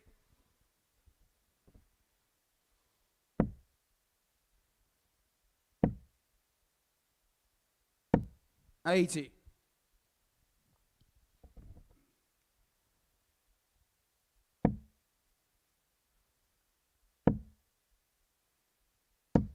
$81. He doesn't look comfortable. There's Robert Thornton.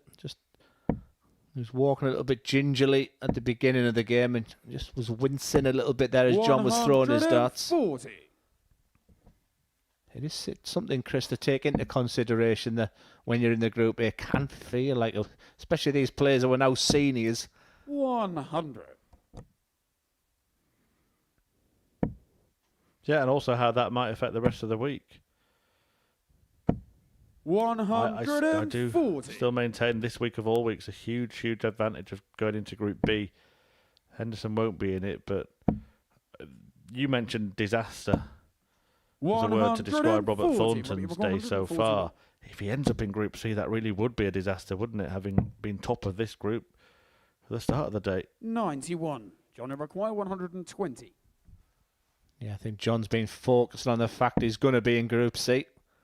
Can level up in this match. Needed the treble up. 80. And Robert Thornton will be Big Ten. 4 tops. And a return to winning ways for Robert Thornton. And once again, reminiscent of yesterday's bounce back, this time after 3 defeats. He wins the All-Scottish Class. And Robert Thornton now looking good for that place in Group B. Another game still to come for Robert, but he'll be delighted with that victory there. Just seemed to be walking a little bit gingerly there, but Still a terrific performance in a sense that John Henderson averaged higher in that game, but that 150 finish when John Henderson dominated the leg, there was no comeback from that for Henderson. As we move on for a very, very important game for that Group B, it's Scott Mitchell up next against Andreas Harrison.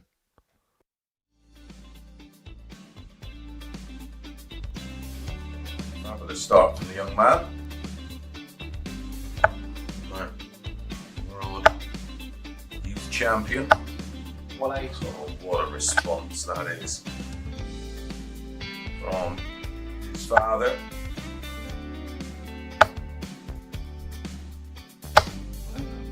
Back-to-back 140s. Deciding leg of 7.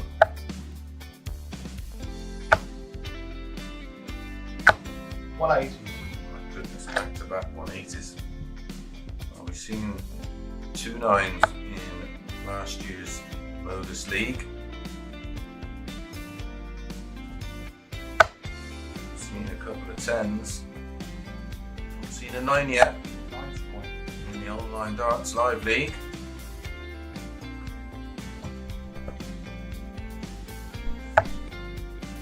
Double 19. Double 12 for the 9. And he gets the 9. What a way to win. B. Group B contains the 5 players.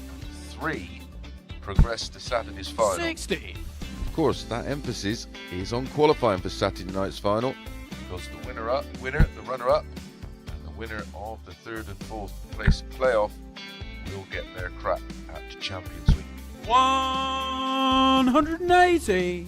Trying to get their hands at £7,000 first prize. 45.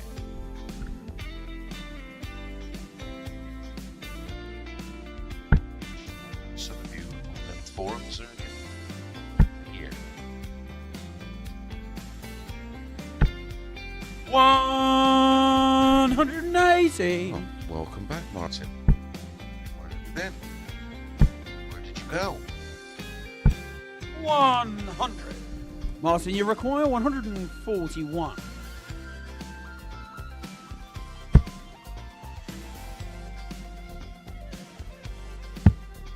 Double 12. Absolutely outstanding from Martin Adams as he hits a 9-darter.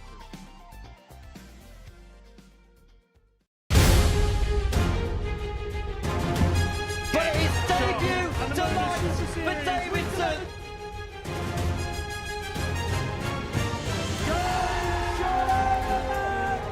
And the Week 6 Modus Super Series champion. It isn't. And the Week 1 Modus Super Series champion.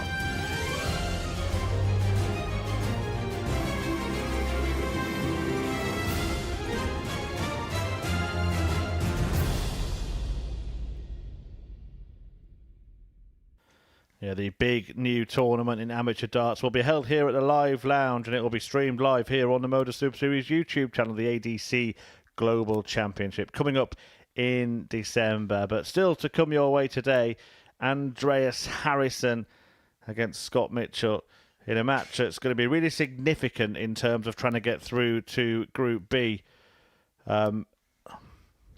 Harrison and Burnett tied on the same number of points. Robert Thornton is actually already in Group B. His win in the previous match confirmed that. Mitchell 4 points adrift of Thornton, 2 behind Harrison. So a win here for Harrison would be enough for the Swede to join the Scot in Group B. 2nd and 3rd go through, and that would mean, of course, Burnett, Mitchell and Henderson will play the rest of their group in Group C.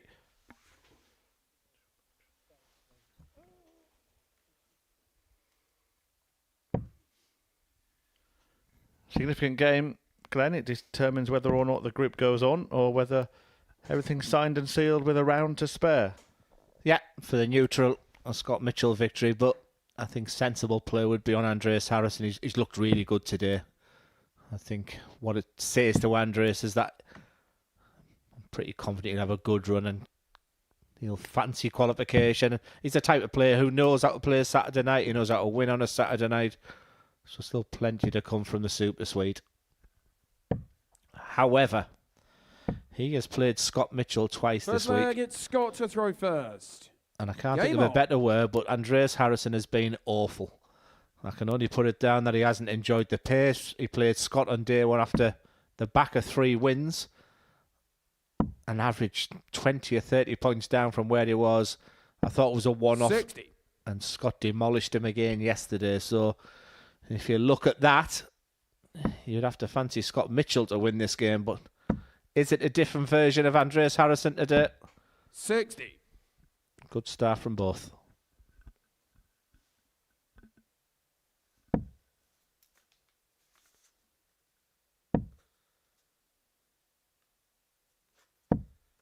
$100.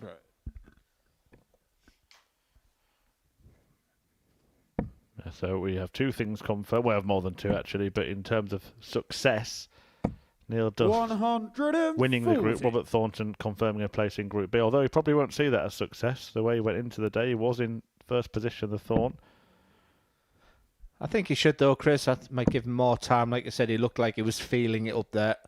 So he's got another 100. 10 hours, 12 hours, whatever, to get himself, and that can be really important. Playing at a time that players are more used to playing as well. So I think good job done by Robert when he looks at the wider scheme of things. 66. Final fixtures: Thornton, Burnett, Harrison, Duff, Henderson, Mitchell. And we'll do it all again. Twice tomorrow. Group C and Group B coming your way. We'll talk more about those throughout the final fixtures and the end of the show today. 65. Scott, you require 141. Just the one win today for Scotty Dog. We started this match nicely. Firm control. May go for the bullseye. 43. Who's miles away, Glenn? Andreas, you require 170.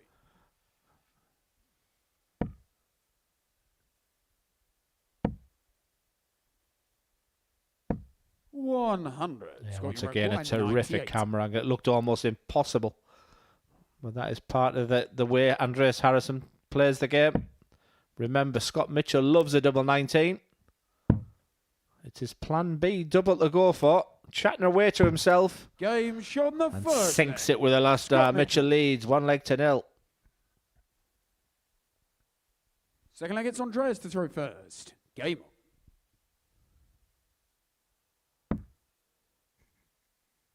Lovely from Harrison in response to losing the opening leg. 80. What have you made of Mitchell? We haven't really discussed him in detail, Glenn, this week. Not used to the format. Like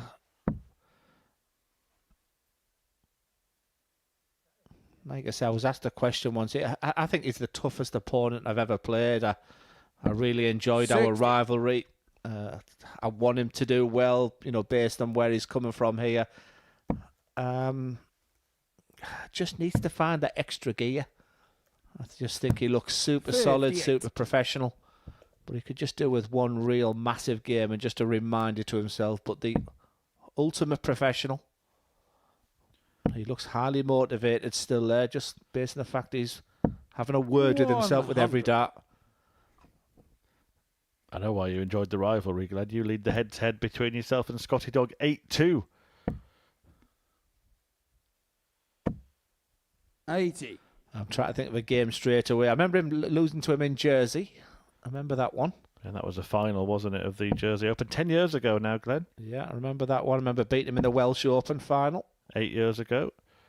And my mind's gone blank. Oh, England match play if they're there. They were like 7 o'clock in the morning. And you've remembered all 3 finals that you won, but he did win a couple of finals himself. You remembered one that you lost. He did win a Welsh Open against you. You also managed to beat him in the World Masters. Remember that one? That was a semi-final. How weird, I don't. It was 2018 tournament, which is why you may have erased that one from your memory, because you didn't actually end up winning it. Ah, was that the Adam Smith nail? Yeah, yes. I do like to forget that. Anyway, back to the darts. Like I said, it was all about Andreas Harrison until I just reminded myself of how he's played against Scott this week. Scott's dominated him. And if you can check out this 96, that domination looks like it's going to continue. It's a perfect marker for a double 8. And it is double 8. Doesn't he look good? 88. Andreas, you require 134. We saw him go for treble 18 and 2 tops in his previous match. Got one of them. This time he doesn't get the treble, so we won't know whether he would have got any of the double targets. But Mitchell here could be the first to inflict defeat on Harrison today. Just after we saw Burnett do the same to Duff. 2-0 to Scotty Dog, who stretches his lead. And then the heads-to-head this week, it's Scott Mitchell 8 legs, Andreas Harrison 0. 3-0 Monday, 3-0 Tuesday. He's forgot it's happened. He's gone for a treble 20 first start. 43. It's the first time it's happened, not just this week, but in both of our stagings of Double Trouble. And it happens to be a man who's going to be sat here in the commentary box at some point, and we will not let him forget it. Yeah, what was I saying about Ultimate Professional? We saw the funny side of it. No funny side for Andreas Harrison right now against Scotty Dog. But a win here for Scotland. That is just so tight. Robert Thornton already in Group B. But we will be going down to those final games.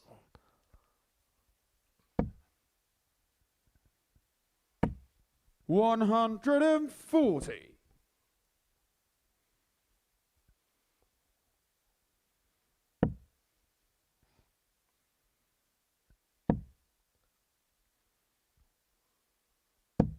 $60. Remember, this makes it interesting.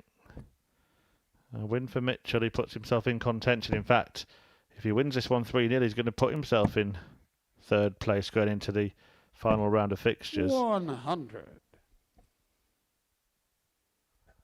And Scott will be the final game of the day against the luckless John Henderson. So good moments here for Scotty Dog. 140. Andreas, you require 145.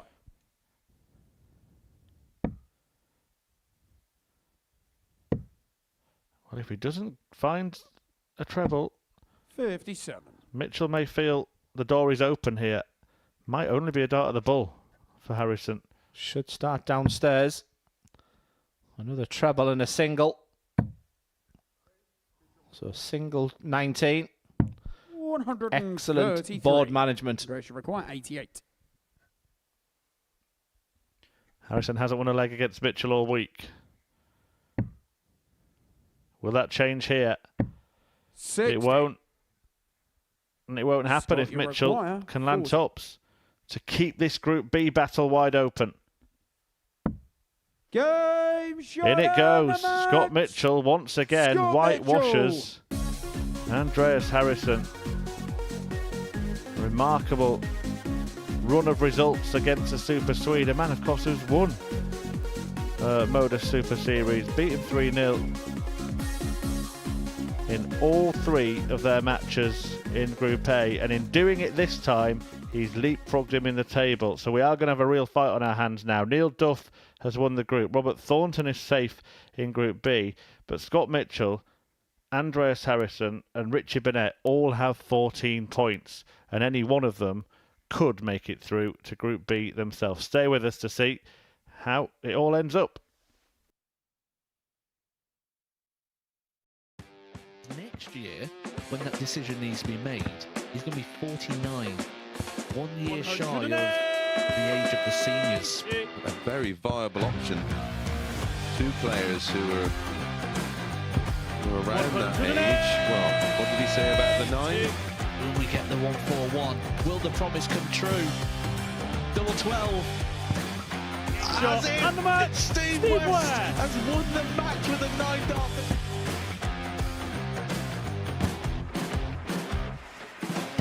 Harrison has kicked off the last leg in perfect style. It's everything, really. Oh, he's timing this well again. 180. With a 9-darter, treble 19. Treble 15 leaves double 18. For Andreas Harrison to win the game in perfect style. Hauled himself out of it. Yeah, it was something that Henry actually said in jest that I was quoted as saying Jared Cole is one of the most, sounds a bit fishy. Glenn, do you know my grandpa Mark Salmon? Do you? On a 177 and a 180. He's on a potential 9-darter. Come on, Jared. Yes, you beauty! Nice and high, and Fox has now got the game back into his 100 own destination, and wow, the momentum is with him.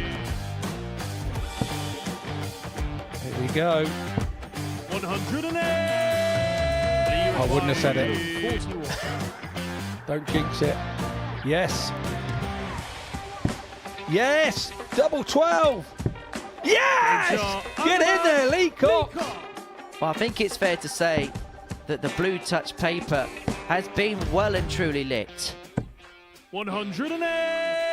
6th max of the match. Oh, hang about. Hang about. It's getting ridiculous now. Can Tommy Leishman give us back-to-back 9-darters in back-to-back games? He could, you know. He could, you know. Goodness gracious me! Tommy Leishman. Back-to-back 9-darters!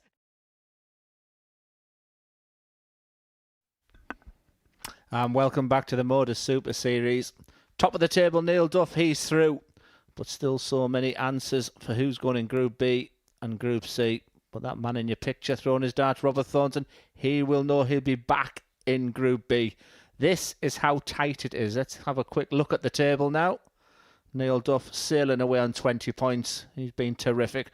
Robert Thornton with that victory over John Henderson. He puts himself through with leg difference as well into Group B. But look at that match. Scott Mitchell's just beat Andreas Harrison for the 3rd time this week, 3-0. He's put himself in pole position. Richie Burnett can still qualify. Andreas Harrison can still qualify for Group B.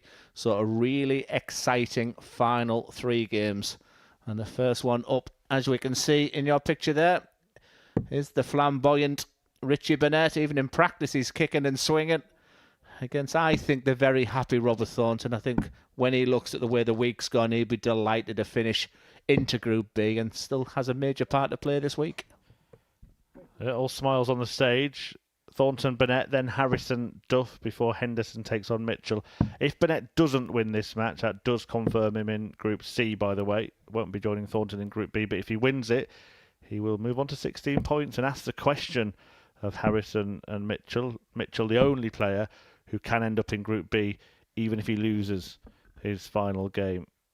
But it would mean both Burnett and Harrison losing theirs as well. First leg, it's Robert to throw first. Game on. Will be a relief for Thornton to have made it into Group B and got that monkey off his back and got a win today. 80. It's gone slightly unnoticed that John Henderson's the one that hasn't picked up a win. He could be ending up having a horror day like he did on Monday. No score.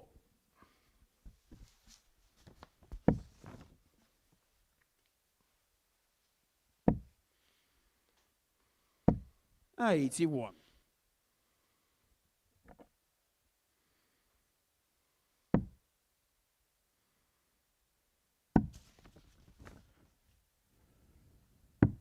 $32. Finally off the mark after trying every double possible, Richie Burnett. Yes, they played the last match of the day 121. on Monday, and it was a pretty laboured victory in the end for Robert Thornton, which saw him top the table on day one. However, Richie Burnett got his revenge yesterday. 43. So they are 1-1 going into this one. You feel the pressure is off Robert Thornton. He knows what's going to be happening now the rest of the week. He can start planning his preparation for Group B. 83. But it's Richie Burnett who started slowly in this one.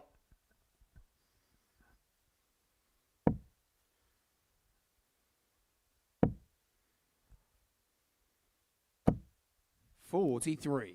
Robert, you require 136. Well, it's easy at the moment, the opening leg for Thornton. Just wants to leave it handy and tee up his trusty tops. 96. Richie Burnett in a different postcode at the moment.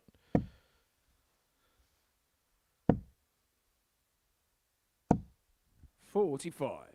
Robert, you require Believe it or not, 40. Richard actually want Robert Thornton to see this start out and just so he can start afresh.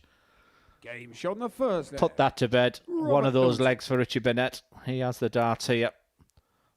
If he can get off first start, Leg, it's things are going Richie good to again. throw First. Game on.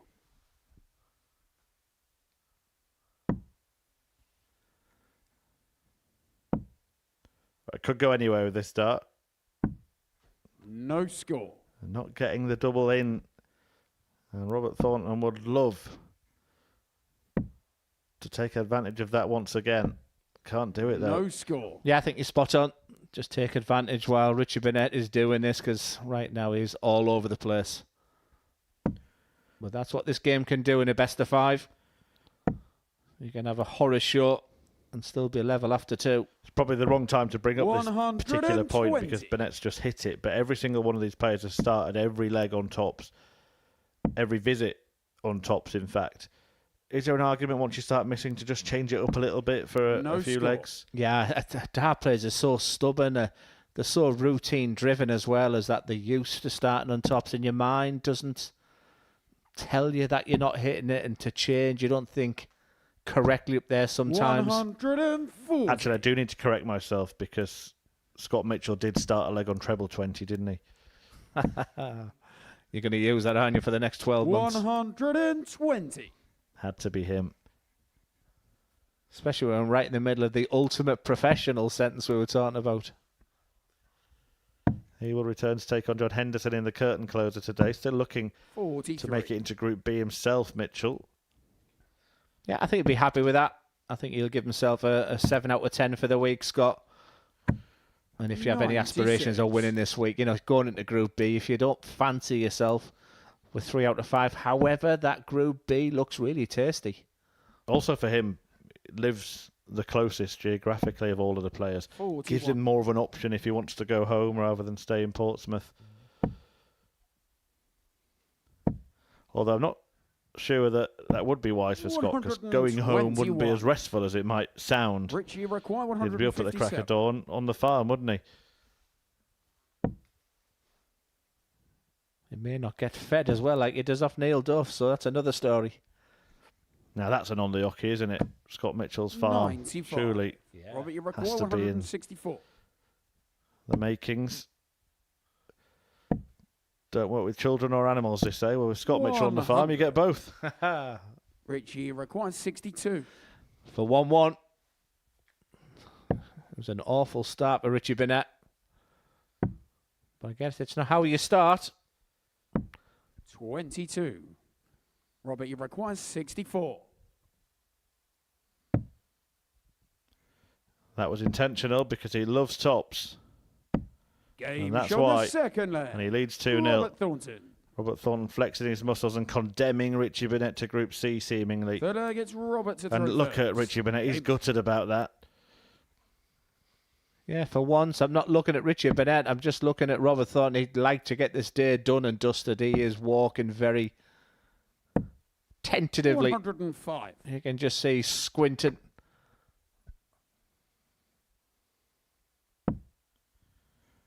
Switching.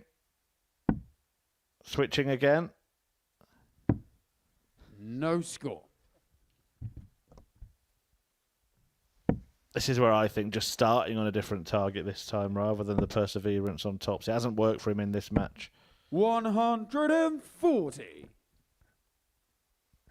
Let's see if he takes your advice. Well, staying on it now when it's blocked. 13s, 18s, what does he fancy? No score. Well, this could be the first whitewash because this is the worst game of the week so far for Richie Burnett. He's shown signs of improvement today. Shown signs that he can still qualify for Saturday night.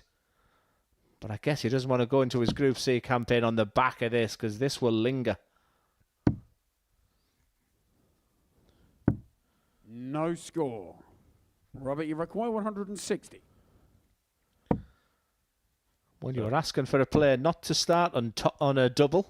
We got that with Scott Mitchell in the last one, and the other one was we haven't yet to see a whitewash. Can Burnett avoid being brushed? Last chance to do it. And he does get off the mark. That will be a relief for Richie because nobody likes that feeling. Robert, you require 60. But there's no better feeling than winning. That's a little bit close to the treble 20. But Robert Thornton just did his own professional job. Robert Thornton, as we know, will be in Group B. He finishes a terrific campaign in second place. And for Richie Burnett, we now know he will be in Group C in a very tight, congested section of this league table. Robert Thornton just leaving the stage. Neil Duff knows what he's doing. Robert Thornton cements his Group B. Scott Mitchell, Andreas Harrison, all to play for still. And Andreas Harrison is up next. He plays Neil Duff.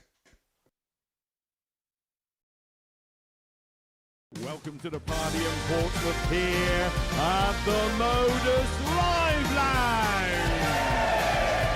They've both got the talent where they just reel off leg after leg and dish out a heavy defeat. What a way to start the day. We're up and running here on Champions Week with a maximum. But what a way to finish. A 12-dart leg. Beautiful check out there from Cam Crabtree. Only needs the one. On the second leg, What were you saying about efficiency? On the third leg, Is that the moment that Reece Robinson comes alive in this crucial clash?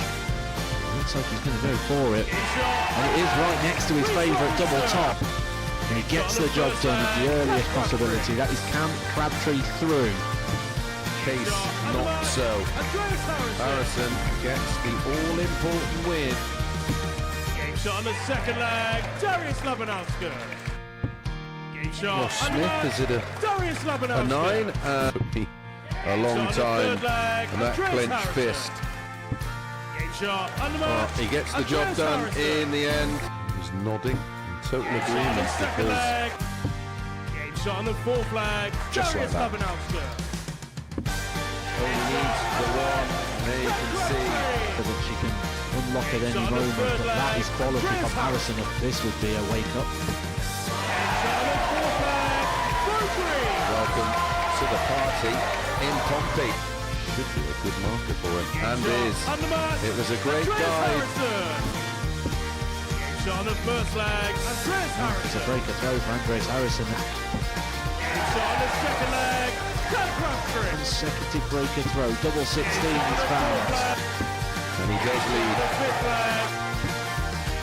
It's not an 11, but it's a beautiful 12, treble 17, which he gets. Bullseye for the win. Absolutely incredible by Andreas Harrison. He's Andreas Dirty Harrison!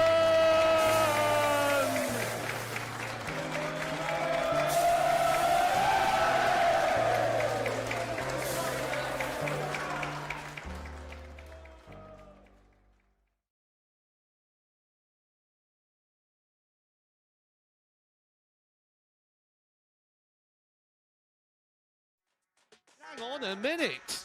Wow! Oh my God! We're not going to need that. Bosh. High face is through. It's Charlie Murphy! First half, Madam, oh look at this, he's going to leave Scape. Oh, can you believe it? That is unbelievable. Oh, wow. The crowd was jeering, the crowd was giving him a little bit of stick there. It is the screaming sensation that is Burnett!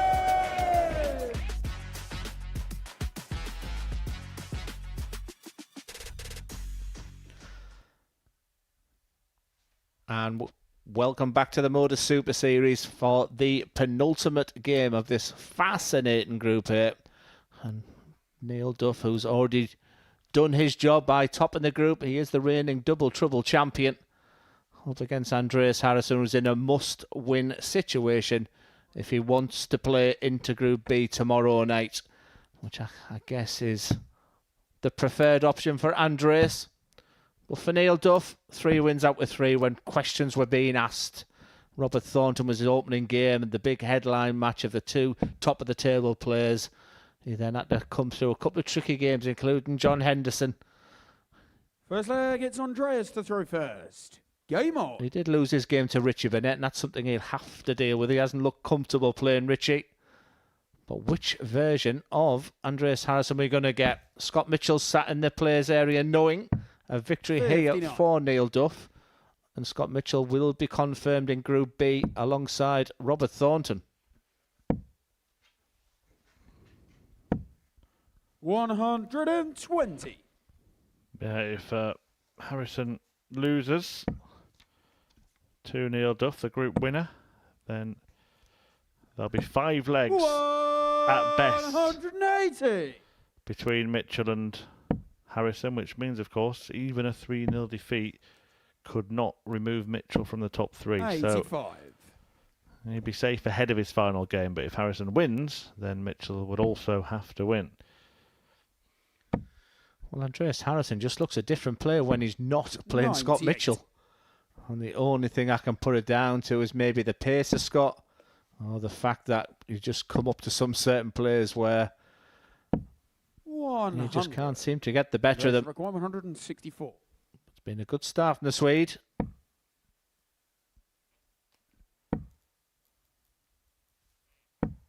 $56.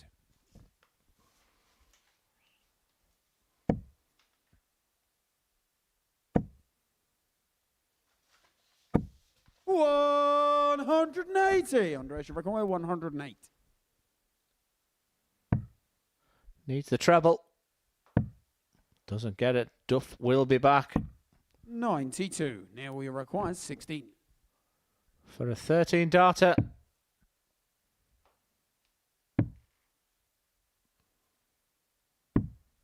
$8. Andreas requires 16.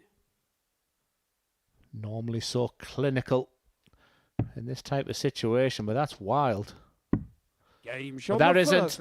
Andreas Harrison. Harrison leads 1-0. I'm just thinking, Chris, Neil Duff, 3 wins, job done, waxing lyrical about him, top of the table. Then that defeat I can explain against Richie Burnett because clearly doesn't enjoy that duel against him. But if he does lose his final 2 games, any implications going into Saturday night, or can he just see it as a massive positive? I think if today was Friday, maybe, but with it being Wednesday, 2 days off, he will have time to 97. reset. And I think that's been the main aim for Duff, hasn't it? It's absolutely perfect. Playing Monday to Friday last week, the disappointment of not making Champions Night, playing all of next 40. week to get 2 days off, I think will be huge. Not just for his chances on Saturday, but for his chances on week 1 of the next series next week. Yeah, I can't think of a player who's played 3 weeks running here at the Modus Super Series, Chris. But I say you have one thing you'd have to do is be fit, because we talk about fatigue with only 1 week from Group A for 5-6 days on the spin.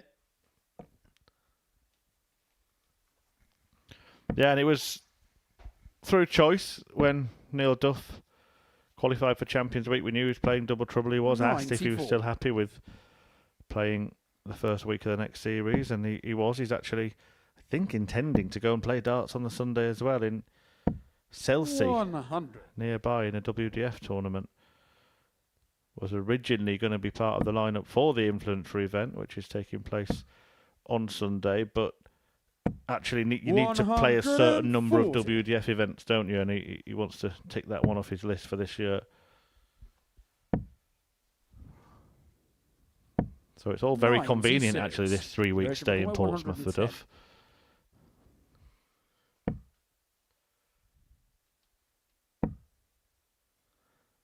Double 18. 92. It looked good from that first angle there, didn't it?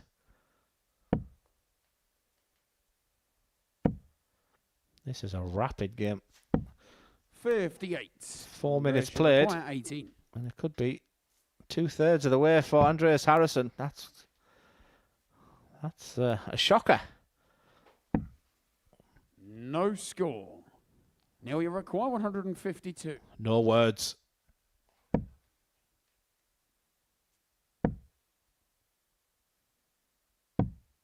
$92.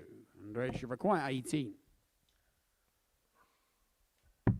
Game shown the second leg. What a difference Andreas 3 Harrison. darts makes.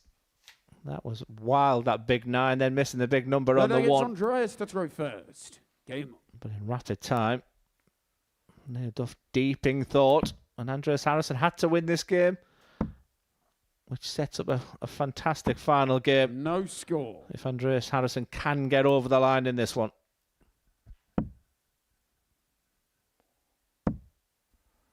He has persevered on tops a lot of the time, No Neil score. Duff, and again he should have really switched to double 18 to be fair, or any other double, but he blocked it. Harrison won't block it by doing that. There's an example. 97.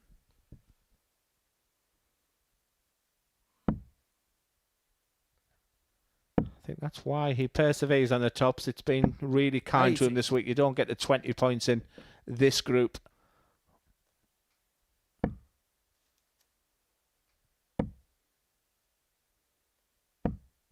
$180. I know I'm supposed to I'm here to be the pundit, but Andreas Harrison has been rubbish against Scott Mitchell. 100. But so good against the other players today. Yeah, and then he might end up beating Scott Mitchell to third place by virtue of this result. A win here for Harrison would put him provisionally in 84. third. Mitchell would only have to go and win his last game, but it's a tough task, isn't it? It's John Henderson, who I'm sure will be determined not to end the day on no points. Yeah, I was staggered. 97. Even though the fact I'm sat here watching every game, 139. the potential of John Henderson losing 5 out of 5 again, that's one thing I didn't expect. Andreas Harrison, 82 points.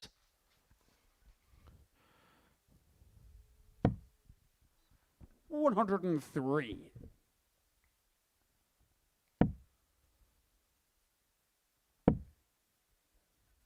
So 36 for Harrison 60. after a Rachel whitewash McGuire, defeat, 36. looking for a whitewash win, and he's doing it against a man Game who's won the group. shot and the match. Hurrah for Harrison. Andreas Harrison. Defeat for Duff, but it does not affect the fact that he has already advanced to finals night. The double trouble champion will defend his title on Saturday. That's the next time we'll see Neil Duff. Andreas Harrison we will see tomorrow, but in which group? Well, we're going to find out in the next game. Harrison currently sits in third place and is heading towards Group B. But if Scott Mitchell can beat John Henderson, then he will replace him. Stay tuned to see which way it goes.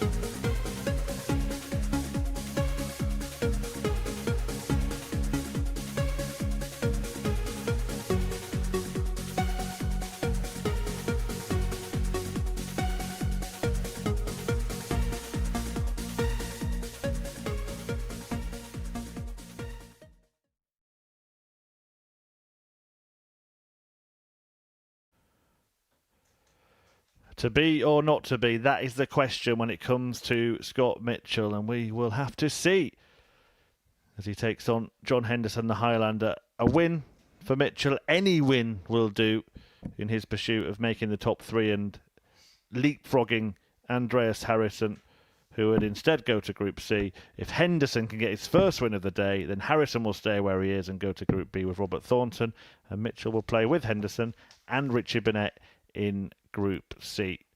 So a win is the order of the day for Mitchell. The last 3 matches have all been wins for the player throwing first, and all been 3-0 wins, and Henderson has the darts in this one. First leg, it's John to throw first. Game on. Yeah, a pretty straightforward routine win for Scott Mitchell over John Henderson on Monday. But it was roles reversal yesterday. John Henderson put a terrific display to beat Scotty 3-0. And I just think normally John Henderson, what's the motivation for the game here? You know, he knows his fate already, but I just don't think he wants to go through that card once again. So we're talking about losing 5 out of 5. So I think this could be a real tight affair. 40. I'm sure Mitchell, of all people, will know exactly what's required. He already has a better leg difference than Andreas Harrison by 1, so that's why any victory would be enough. 6. He'll know that. Yeah, I think he also feels that that Group C is a bit easier than the Group B, despite the fact that it's 3 from 5, 2 from 6 scenario. 40. Scotty Dog going for a little walk there. Yeah.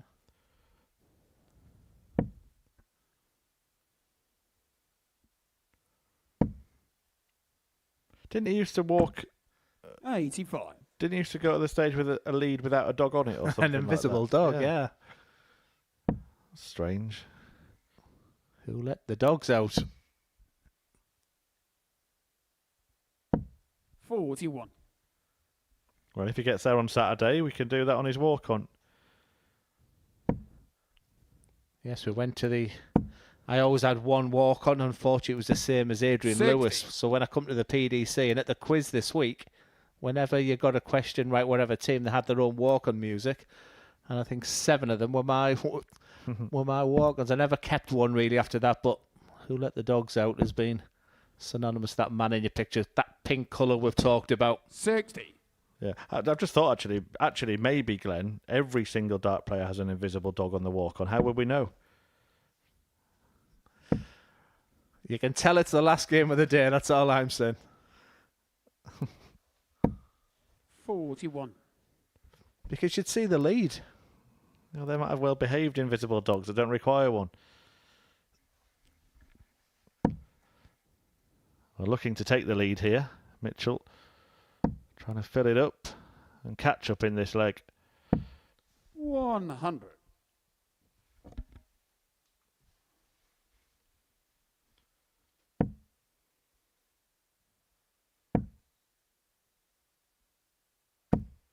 $95. Takes the 95 points off to leave a 2-darter.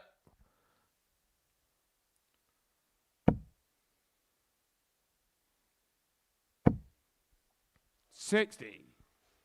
John number require 100.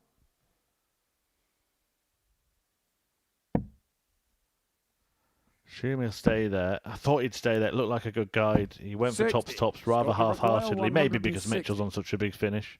Yeah, it was very conservative, wasn't it? But you don't often give this man any chances. If you can see him off, do it, is what I would say, because he is very, very capable of doing this. Just comes up short, so Henderson will return for tops. 100. John number No wins on Monday. 3 wins yesterday. No wins so far today for the Games on the Highlander, but first he's leg. off to a winning John start in Henderson. his final game. So Group C. If Henderson Second leg, wins it's this Scott to match, will throw feature him, first. Burnett and Game on. Mitchell, plus Mason Whitlock, Devon Peterson and Ted Everts. It actually does sound rather tasty, doesn't it? And Group B would be Harrison, Thornton, Smith, Jeff Smith, that is, Bradley Brooks and No score. Adam Lipscomb. The only thing that can change is the position of Mitchell and Harrison. Mitchell has to win this match to No put himself score. in third place and take that Group B spot. Yeah, it's a possibility that this match could be the first game tomorrow afternoon, so you want to always try and get one over. John Henderson's missed an opportunity there, you sense.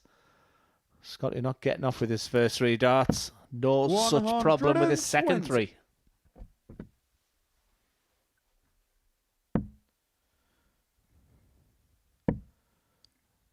Well, having not got in, he's got off to a good secondary start. John Henderson, very different types of throws, very different types of players. Henderson all about rhythm, isn't he? Scott Mitchell does his own thing in his own time. 30.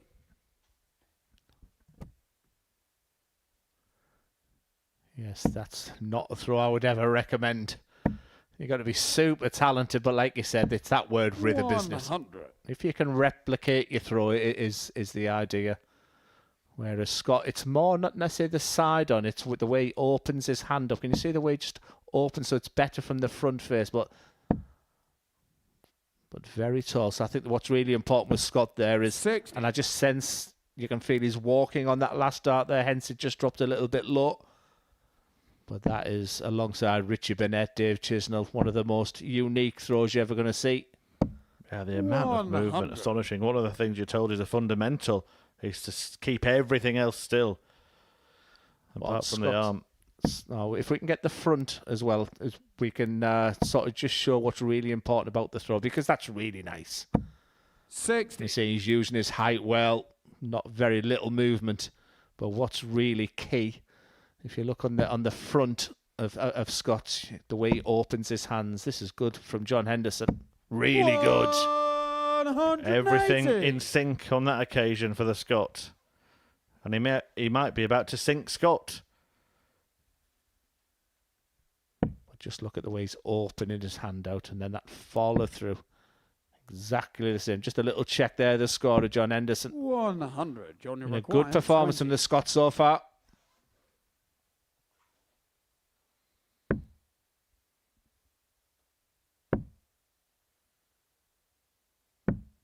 Ten. Well, similar situation to the previous leg. Henderson waiting on a double, Mitchell on a big finish. Yes, it was 160 last time. They had a good attempt at it. Not so good this time for Scotty Dog. 51 points left. He's favoured the double 18, but this time he's gone back to his trusted double 16. And for Henderson, this has to go one away. Game on the second leg. So without a win today, but now a leg away from it, and it would be a damaging defeat for Mitchell, who, as Glenn rightly mentioned at the start of the match, has won all of his mini battles with Andreas Harrison, but he may lose the war.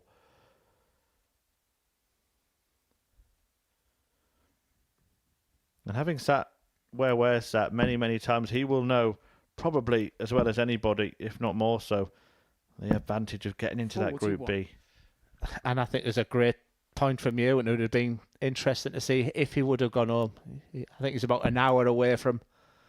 So there's that opportunity to get away today, maybe come back, tomorrow tea time and go through that 105 process he's done many times in Group B. But right now, it's looking like we're going to be seeing Scotty Dog back tomorrow afternoon.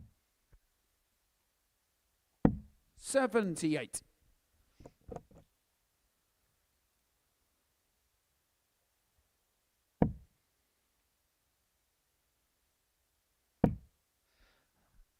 If these two go into Group C, these are my two qualifiers from Group C. Don't fancy Burnett? Can. Absolutely, of course he can, but I think the sort 57. of dark horse, if you like, would be Ted Everts for me. I think it's Henry that's put me off, where he said he's going through this transition with his throw. He's had a bit of an injury with his shoulder, which is now fully fit again. 100. But when you've had that injury on your elbow and your arm, sometimes you're waiting for that. So, yeah, Ted is someone I've sat with for the past 3 years now. He's a real student of the game. I think that's why I say dark horse, because there's a bit of unknown about him. If he turns up like he can, then he's going to be a contender. But we don't quite know. I don't think he'd come if he wasn't 100%. So expect the best from Ted Everts. That's the way I would look at it. 81. The other players, Mason Whitlock and Devon Peterson. Devon, again, we've seen a high ceiling from him. Who knows when he'll turn up to a full effect at the Super Series. Yeah, he loved it. Loved the experience. Didn't enjoy his opening day, but got better and better. Treble 17, the shot for Mitchell. Big number. He's had a problem with the big number early doors. No such issue this time for tops. 55. Looks like he will be getting at least into this game, Scott Mitchell, but Henderson can tap him on the shoulder at least here. May just stay there. 135. Scott, you require 20. Game shot on the third leg. Mitchell's bid Scott for Mitchell. B reignites. Yeah, break a throw. Scott to If he was going to win this game, he had to break John twice in these last 3 legs. So the first element done. Is it a case of here we go again, John Henderson's thinking?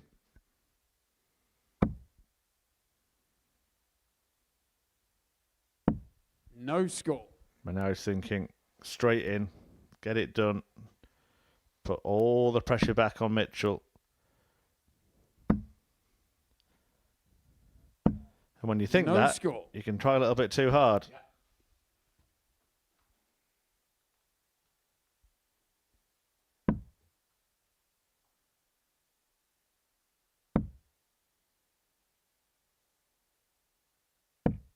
$100.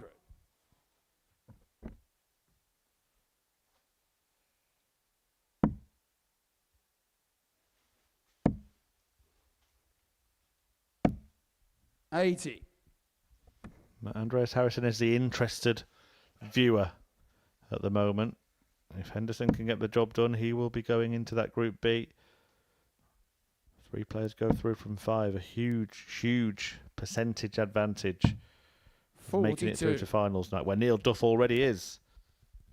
Yeah, you read my mind there. But the thing with Andreas Harrison, you don't probably find out how he's thinking. Is he bothered about going into Group B, Group C? He's that 83. type of character where you can't read him.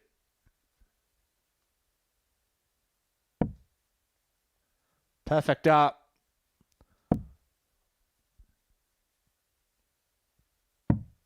$87.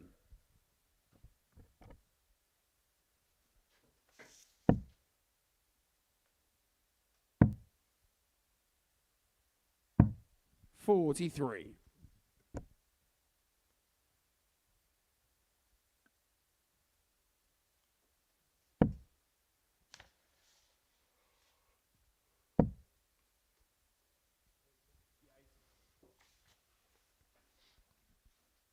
$105. To leave a finish. John Henderson, he feels floundering a little bit at the moment. He will have the darts in the last leg. Yeah, sometimes it doesn't just rain, it pours, and it might be starting to feel like that for John Henderson this week. 167. Didn't get off to the best start preparation-wise. No fault of his own. A long delay with his flight, travelling down here. And things like this tend to happen against you. Oh, so close. 142. Yeah, that would have been for the highest finish of the week. Seen that fantastic 150 finish earlier from Robert Thornton. Mitchell will be back. But there's the pressure. 180. Scott, you're required. Can Mitchell save himself? That was a bit close for comfort. 8 for deadlock. 9. And now Henderson can get his first win and condemn Mitchell to joining him in Group C for the rest of the week. Final game of the day.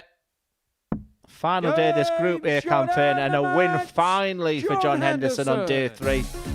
And Scott Mitchell now knows he will be applying his trade tomorrow in Group C, and just looking at his body language there, I think he really fancied that game and wanted that task of going into Group B. But Scotty Dog is very capable of coming through that Group C, as is John Henderson, so they will be playing each other again tomorrow, as will Richie Burnett, who joins them in that Group C.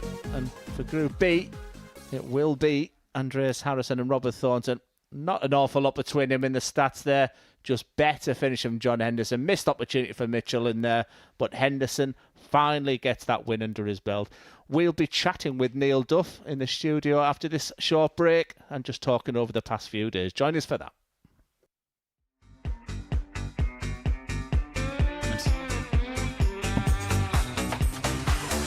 Can he wrap it up? In style, that's the way to do it in a match. Don't jinx it. Yes. Yes! Double 12! Yes! Get in there, Lee Cox! What a way to win a game! It doesn't get better than that. He could, you know. He could, you know. Yes! Grayson! Wow!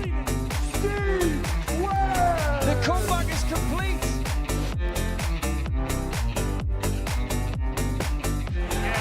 Shot and a Modus Super Series Week 5 champion, Thomas Burnett!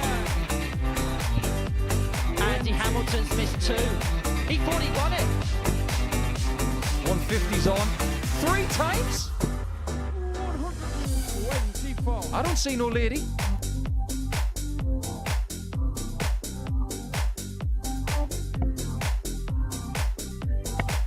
Oh, wow. Well for him, it just comes into them all. Oh no, not again. Switch. No! Oh. That is the risk. You do throw it off the board. 1.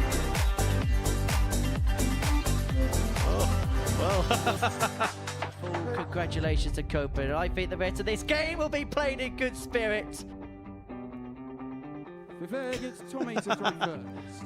You can only laugh. There's one. Oh, Andreas.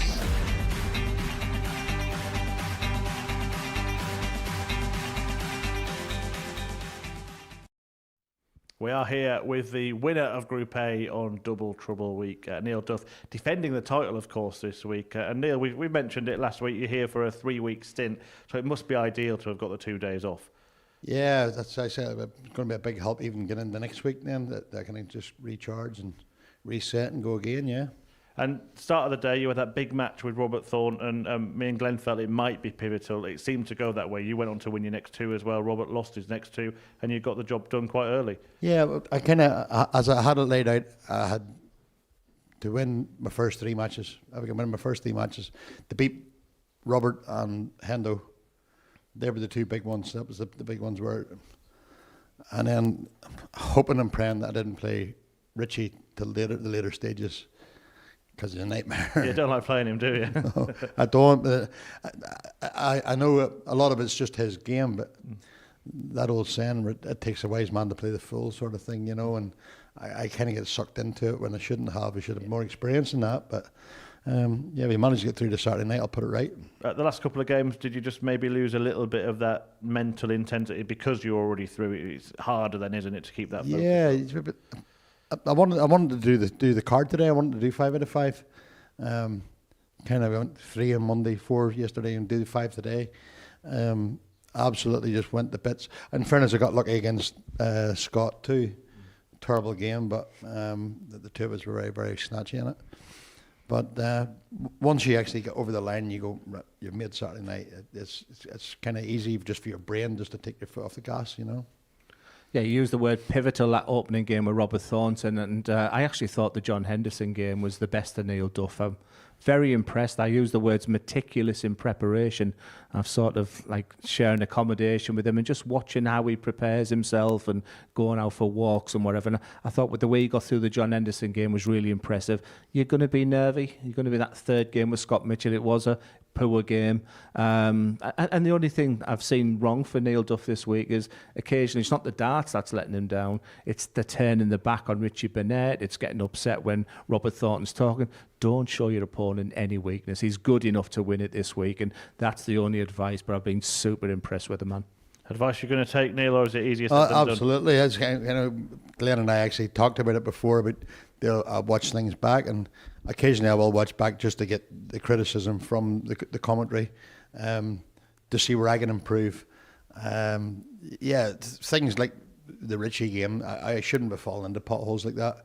I really should know better. But when you're up there, and especially even the Scott Mitchell game, I knew what was on the line. Yeah. If I won that there, my foot was already halfway through. It's a Saturday night, so yeah, I'll work on it. But it's nice actually. I've been playing now for like 10 days straight, so having 2 days off just to recoup, and then I'll be fresh for Saturday night. And you've stuck with the darts as well. We saw you change a little bit last week. Has that been a conscious thing, or is it just that you felt better with them this week? Yeah, just kind of. Whenever you're actually standing up there and you're questioning, am I holding this dart properly? Am I holding it in the right place? Am I release wrong? And tinkering. I'm not usually one for tinkering about too much, but I've stuck with my own Red Dragon darts, and yeah, I'll see them through. Yeah. Well, I'll give him his second bit of advice then, is when you get on that hockey, the worst thing, it crucified my game, is that you can't think about your grip, you can't think when you're on that hockey. In fact, when I've got the mic in my hand talking about Neil, his process is perfect. He has that little move to the left, and he has this beautiful backswing and a release of the dart. So to hear him talking about his grip and his release, he needs to get that out of his mind, because for me, looking on as someone who loves to study throws right now, I think he ticks all the boxes. I think he's been terrific this week. Preparation and delivery. Well, something to study here. This is the Group A table at the end of 3 days of action at Double Trouble 2, and Neil Duff sitting nicely at the top of it. Robert Thornton, well, his fight really sort of ended halfway through the day. But Andreas Harrison getting third place ahead of Scott Mitchell. You could see the disappointment for Mitchell in not making Group B at the end there. Yeah, I think the answer, we weren't sure, because I think the fancy Group C, the players, I think Group B looks really strong, and despite the fact it's 3 from 5, but I think there was obvious disappointment there because you're playing on the night, etc. there. But Andreas Harrison, nowhere near his best, still gets into third place. That's good signs for him. I expect Henderson and Mitchell to come through that Group C. Well, let's just show you the group breakdown for the rest of the week. I'm going to actually ask Neil to turn pundit for this one. We can see the remaining groups. Just give us a couple of names, Neil, who you expect to be joining you on Saturday night. Group B, I would think. I know you've heavily backed Jeff Smith.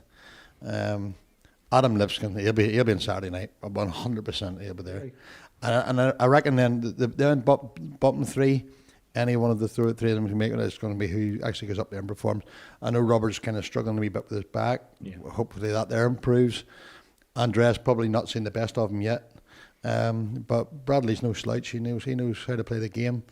I'm not sure if he's ever played double in, double out, but yeah, it could be an interesting one. Group C, it's anyone. Hendo will go. Hendo, I think John Henderson and probably Scott Mitchell. That's exactly what you said in comment. He's a great pundit, by the way. If he's got 2 days off, get him in there. He speaks fantastically well, as good as his darts is, doesn't he speak well? Give me a job for a couple of days, did he? Yeah. Right, speaking of Scott Mitchell, actually, we did get a quite bizarre moment. We said it would happen at some point, and it did earlier today. For the first time at Double Trouble, somebody forgot to start on a double, and it happened to be someone that spends a lot of time up here, so we're going to enjoy reminding him about that, aren't we, Glenn? Well, we were talking about how professional he is at this stage. He was winning the game 2-0 against someone he's dominated this week, and then did that. Yeah, good moment. Yeah, had trouble getting in. Richie Burnett at one point actually had trouble getting the darts out of the board. That was another comedy moment, the dart nearly doing some damage to him and the referee Owen Binks. So just talk us through this, Glenn, because Owen Binks does wear glasses. They had to turn into sort of safety goggles for him in this moment, didn't they? Listen, we could do a show reel, and sometimes when you're frustrated because all 3 of them darts are well thrown, you snatch the dart out. Yeah, and that was the first of 2, and I think the next 3 darts he did exactly the same as well. He's like I said, to play must be an absolute nightmare. But don't let the other sides be strong mentally when you play Richie Burnett, and let the darts do the talking. Back to the serious stuff, Neil. Of course, you won the first Double Trouble event. You through to the final of the second one. How big has this been for you to come back and try and defend this title, and how determined are you now that you're in the Saturday session? There's a different mindset than actually winning a title and then defending a title. You don't want to give it up. You don't want to give it up. Hopefully, just in the same way as the last time, I didn't do everything right during the week, but Saturday night I was a beast, and I'll be a beast in here this Saturday night as well. Well, you've made it. Well done. Thanks for your company. Enjoy your 2 days off. Much deserved. Glenn, we'll see you again tomorrow. Duff, makes it through? Do you think that he's the one to beat there on Saturday, whoever gets there? It was the best Group A we've been involved in, and the best player won. Super darts, Neil Duff. There we go. Thanks for your company today. See you tomorrow. Hope to see you tomorrow as well. It'll be double trouble tomorrow. We've got 2 sessions of darts. Group C getting underway from 1 p.m, then Group B from 10. But Neil Duff has made it through to finals now, and the Duff double trouble title defence goes on.